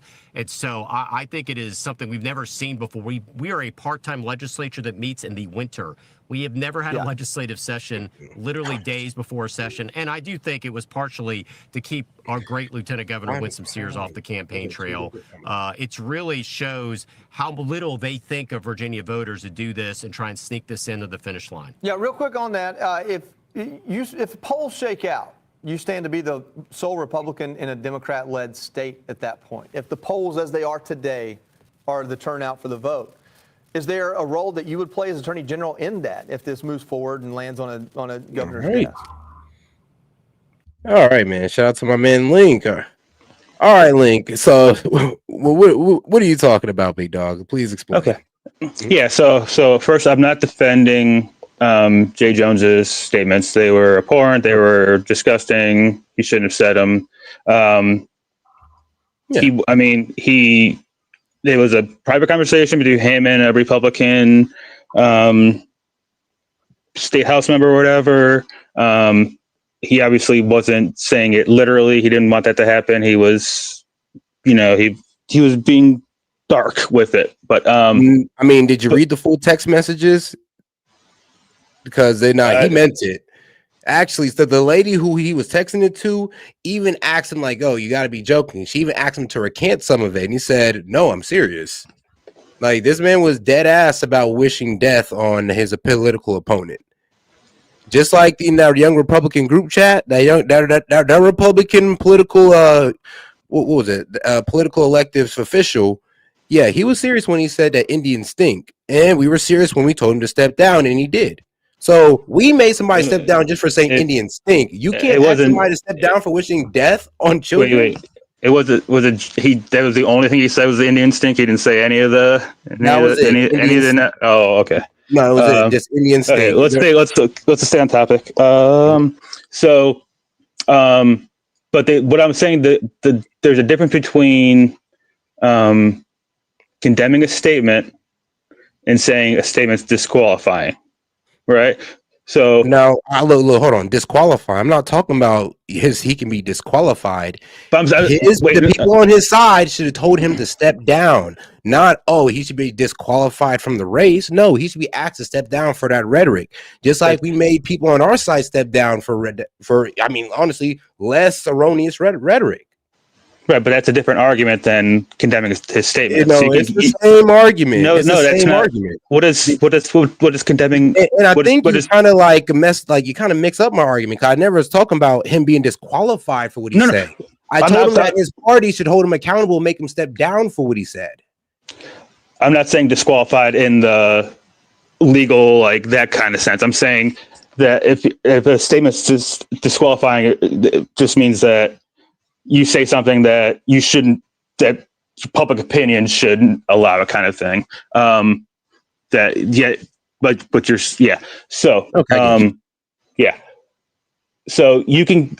there's a difference. You can condemn. They condemn this. That's two different arguments. Condemning a statement versus saying he shouldn't run. Right. You can condemn. Now you can condemn the statement. But condemning the statement in this case isn't really enough because it's like, we condemn it, but we don't condemn it enough to make him step down. If the Republicans did the same thing, y'all would lose it. You would pretty much call us supporters of violence if we just said, we condemn it, but we're not going to make him step down. And that'd be fair. That'd be fair. Yeah. But that's different than did people condemn the statements, right? That's a different thing. I would say this. Okay, now I get where you're coming from with this. Thank you. Okay, you're pretty much saying, condemning it one thing, but making them step down is another. Yeah, and it's totally fair to say that Democrats should make them, that they're wrong for not making him step down. That's a fair argument. Democrats would say that they're going to leave it up to the voters to decide if that was enough to, make the decision for him. But yeah, that's just my good faith interpretation, just trying to give you my side of it and explain what I was trying to express. It's hard to do in chat sometimes, you know. I feel you. Well, I definitely do like when you come up here and explain yourself fully. You do sound a lot more. You definitely are a lot more reasonable over voice. So appreciate you coming up and explaining that. All right, love you.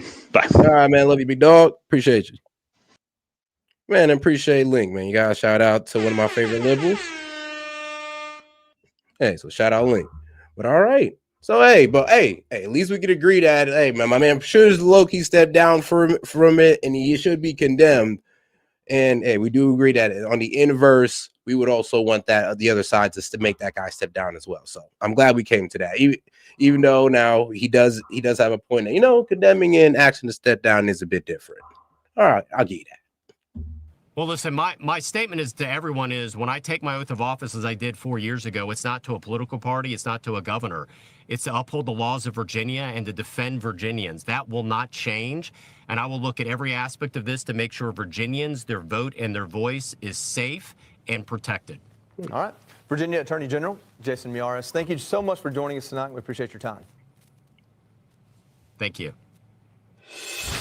Tommy, I live in the state of Georgia, where we had a Republican yet sideways with President Trump, and who has since turned into a Democrat, I guess. It's amazing how those things happen.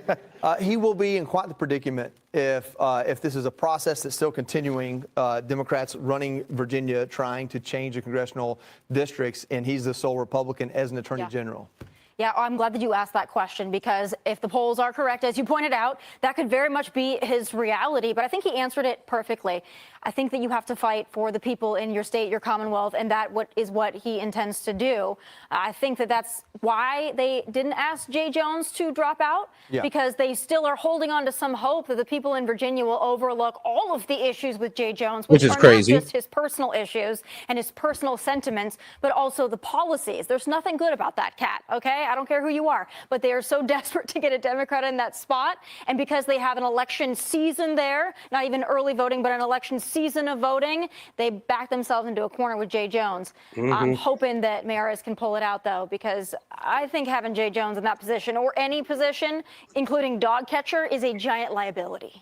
Yeah, Joe, I mean, the Virginia governor's race isn't looking as good for Republicans, but he's up by a point. That means that people are at least responding to this Jay Jones news. Yeah, I've seen 3 points. I've seen 4 points. I can't believe this isn't 20 points, Joey. Right? The fact that you wish death on the young children of your political opponent, and you said that you hope that they died in the arms of the wife of your political opponent, who you... Yeah, he did say that. He's like, bro, that man literally said, yeah, I would sit there and watch. I was like, dog.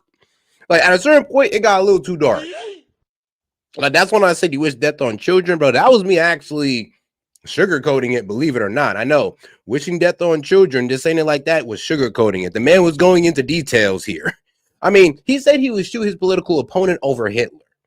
Like, bruh, over Hitler though? Like, all right. Yeah, the hate is real. Also want dead. I can't believe... I don't want to hear from any Democrat ever again about the ballroom by Donald Trump, how that is horrible and it's a threat to democracy, when not one, as I asked the Attorney General, as far as why won't you tell Jay Jones to drop out of this race? If you're not offended by that, if you're not offended by this guy in Maine who had a Nazi tattoo on his chest, and you won't call for him to drop out either, I'm sorry. You don't have a moral high ground anymore. And the fact that this race is even this close is incredible to me. But I guess that's the culture that we're in now, where it's win at all costs. Kaylee, maybe I'm a skeptic, but I don't expect the Democrats to tell him to drop out, especially, All right, let's go over to the far right side of the news. Our guy Alex Jones. And guess what, guys? Seems like Kash Patel is doing a cover-up on the Charlie Kirk assassination. Let's see how. Tried to shut down the Director of National Intelligence and the National Fusion Center Director, which you're supposed to share intelligence. That was the point of the laws passed for 9/11. Wanting no investigation of accomplices domestically or accomplices internationally. So that's officially a cover-up. Now, I said that I got that from someone in the private cabinet meeting. You understand, there's only members of the cabinet in those and their aides.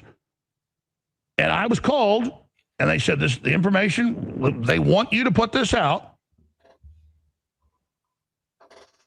that Kash Patel is doing a cover-up. And I said, who wants me to say that? And they told me who. And so I went on air and I said, I've been told to tell you this. Now, word for word, what I told you is now in the news, the exact meaning, all of it.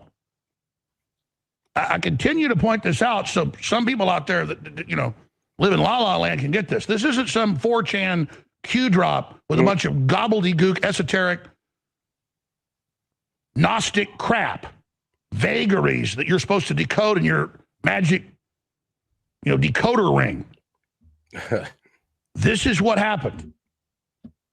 And I'm giving these things all the time because the good guys want to boost my credibility. I've got to get 10 different assumptions to make this gunshot work. And maybe, right, Alex? In the universe of worlds, maybe the jackpot Powerball got hit. I mean, shoot, even on my side, bro, we need like 10 different assumptions on the bullet was old. Maybe maybe the gun was going through this and that, like for, you know, the Charlie Kirk assassination or the original story to make sense. And that is a problem. You need too many occurrences for it to make sense. I mean, all right. I mean, that's just leaves way too many holes to be poked in a story. And all of those things happened. And that's what led to this 30-06 round not passing through his neck. If you want to believe that, and I know some people do, that's fine. I mean, yeah, if you want to believe the Man of Steel, you know, like his bones just, reflected a bullet. Sure, why not? Go ahead. But I'm sorry, it's not. I don't know anybody who wants to believe this now but the FBI. But I was told 2 days before Patel came out and said, we're looking at everything, all the angles, helpers, hand signs. I was told from inside the White House, no, they're going with lone gunmen. They're not even looking at the Trantifa saying he'll be dead tomorrow. So I was told by very credible people there's a cover-up. And I don't say that with pleasure.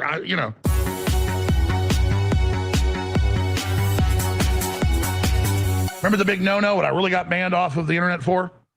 Lester Holt had... Shout out to our man Castro, though. He's standing 10 toes on his belief, though. He's like, nope, old ammo, old weapon, old ammo. Simple. All right. On Jack Dorsey. A man has not moved off that position. And he says, you've got to ban him. I've been banning everything else. So you got to ban him. He just called for using battle rifles to kill Antifa and journalists. And you notice they didn't show the clip. Because I just done an Twitter stream with millions of viewers. I was off everything else except man.video and Infowars.com. And they just broke into Tucker Carlson's house while his wife was there in D.C. And they were saying, we're going to start going to everybody's houses. And I didn't want to give them attention because back then it wasn't known where I lived officially, but they'd been at my house the same day. It was all part of a probe. And I said, you better have your battle rifle ready. Because if they kick off the Civil War now, which Brendan was talking about then, removing Trump in a coup, I said if they decide to go with this, they're going to go after all the key media people that are patriots, and we don't have protection. But they're also going to go after Trump's cabinet and police chiefs and mayors and people that are good and governors that are good, because that's what the plan is. And Podesta was already selling it, and Brennan was on TV, on C-SPAN. I mean, the over-exaggerator, Teresa. Really, January 6th was one of the worst days in our country. I mean, what about 9/11? I mean, what about Pearl Harbor? I mean, shoot, there was way worse than than a riot. It was way worse than a riot now. I mean, hold on, what about the Civil War? Like, baby girl, maybe you need to look up history, because a riot over all these other events in history seems a little small for you to say one of the worst times in our history. And with a big intelligence agency alumni meeting saying, don't worry, he'll be gone. This is 2018. And they go, impeachment? And he goes, no, the other thing. And they all laughed. And that was right around this time. They were really getting ready to go with the Podesta plan even earlier, before they officially put out the Podesta plan in August 2020. And I saw the pre-programming, and they were just pissed because I knew it. And I didn't even say anything about journalists. I didn't say go kill journalists. Of course, they didn't show you a clip because I didn't say it. I said, you better be ready if you're going to stay in your house. You better be ready to defend yourself. You better have your battle rifle ready. All right. And if you can afford it or do it, and you're a prominent person, and don't think you're not important, even if you're just somebody with a medium-sized show, you're probably on their list. They are coming to your house. So I was raising the alarm and saying they're getting ready to trigger this. so that they wouldn't be able to trigger it. Because even back then, all the intelligence agencies, everybody listened, and they're all compartmentalized. The average threat fusion center, the average sheriff's department, the average Pentagon, intelligence unit, they're not involved in any of this. It's globalist corporate contractor combines that'll do the detonation, the trigger of it. And so, if I woke up and I heard Trump's been killed, I'm in the car, out of my house immediately, and I'm not even there most of the time now because I understand how red level the threat is right now. And so, I wake up, God forbid, Tucker Carlson's dead. I told Joe Rogan this, everybody. I said, believe me, buddy, you're on the list. And he agrees with me. The minute you see a nuke go off, they blame it on the Russians, whatever the thing is. We all know Tucker's on the list, man. Look, the man did did an interview with Nick Fuentes, and apparently the internet lost their mind. Like, I'm not really I don't agree with too much of what Nick Fuentes got to say either. But you're not hearing me say, no, we should neutralize him. He should never be allowed a platform. No. Let him. Let the man cook. Let him talk. What you mean? He can be funny sometimes. A black collar, and he does have some decent political stances. I mean, when it comes to race, I'll disagree with that man all day. But other than that, he has some solid. He has some solid takes. He's blown up by a truck bomb.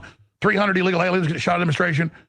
That'll be the pretext for the civil unrest to overwhelm local authorities, and then sometime around that time, they're going to roll out, and you'll just hear in all the chatter, all this stuff happened. All these people got killed. All these things happened. And they are just going to spring into action. They're going to attack police stations, the ones they don't fully control, and jurisdictions they don't control. They've got a list of police they're going to kill. Folks, you need to listen to me. This is 100% going down if we don't get it word out. And I've advised on air and off air to people in the White House and the Pentagon, and they all know this. I just say you need to have urgency, and I've studied this a lot, and this is what I think you should do. And I said when Trump first got in, he needs to move all his key people to military bases immediately. Immediately. And then put them on high alert, which they've done covertly, so that they're unable to decapitate us. I mean, so yeah, like they're doing with Tom Homan, because Tom Homan don't live with his family no more due to all the death threats. So maybe other Trump officials might need to do the same before anything happens to their family members or, that Trump official themselves. Because anything happened to them, I mean, I'll just say, bro, that could possibly start off a civil war, depending on how they die. When they make this jump. So, but just exposing him is why they're so pissed off, because the fact that tens of millions are watching and listening to this degrades their ability to carry this out very badly. But how much we degrade this plan is how much you share it and promote it. And I'm going to explain something really powerful when we come back. I'll start talking about it right now, and I'm trying to get the archivist to find it, because I get stuff like this that's so interesting and so powerful, and I ask these people, why are you telling me? And they go, well, we've decided we think you should put this out. So about a month ago or so, I talked about it a couple times, and of course, it didn't go viral because something's huge and exclusive and real from somebody with total credibility with a huge track record of being incredibly accurate. It's like, I'm told by someone in the cabinet meeting, a private one, that Kash Patel has this big fight with Tulsi Gabbard, and J.D. Vance is there. This person in the room that thought I should have this information. And that Patel killed an investigation to any accomplices of killing Kirk, foreign or domestic. That's when I said, well, okay, it isn't officially a cover-up. And I elaborated on it some, but it's so... And then now it breaks yesterday all over the news about this exact meeting and that happening, word for word what I told you. I mean, when I'm telling you this, like, people need to understand, like, people always ask, who tells me what to say? I'm in charge. As much as anybody except like Trump or somebody, I call the shots. I have like top current people in the intelligence agencies call me and say, what should we do? Not bragging. You should understand the power of this broadcast, okay? I'm in command. You understand that? We'll be right back. All right. I didn't say what I just said last segment to sound big or be on a power trip or anything. Actually sit back and think about who exposed the New World Order more than I have, who has done the most wide spectrum analysis of every facet of all these different countries, interlocking systems. I've done it. And because I've been totally immersed for 35 years in this fight, 31 on air. I've been obsessed with this since I was about 7 years old. I've been absolutely just natural to it. And that's God's hand's been on me. And the bad guys know that. They know I accurately see through their plans. To me, it's so simple. And I've been reached out to many times by the Pentagon, many times by intelligence agencies, many times by the DOJ, asking my advice for decades now. You know, the good guys in there and what they think I think is going to happen next. And I'm just like, you don't know about all these? What they said here, there, it's all, they're like, no, give us a report. Now it's all crystal clear. So when I said, who tells Alex Jones what to say? I do. And when I say I'm in command, it doesn't mean of everything, but it means I'm in command of the information, and people know that. And that's why they want us off the air. And I told you. All right, guys. All right, but I do got to call it in for tonight. I'll be back later on in the tomorrow. I'll be back either. I'll see if I can come on early in the morning. I'll see if I can do early in the morning or later on tonight. But we're going to go ahead and end it here with, of course, this nice little funny video right here because, hey, it's highly entertaining to me. But all right, guys, I'm going to call it a night on this one, guys. Appreciate the support. Make sure you double tap that screen and like the video. Make sure to subscribe to the channel and hit that notification bell for next time I go live or drop a clip. All right, guys, appreciate the support. Peace. Think shit sweet till I send out the guys. I done said it before and it ain't the last time. You think you gonna take these jobs? I send you back over that wall and make you climb. Come through trim, deporting your father, your sister, your brother, your cousin, your mama. Just sent 300 national guards to the rack. Donald Trump went, this is Sparta.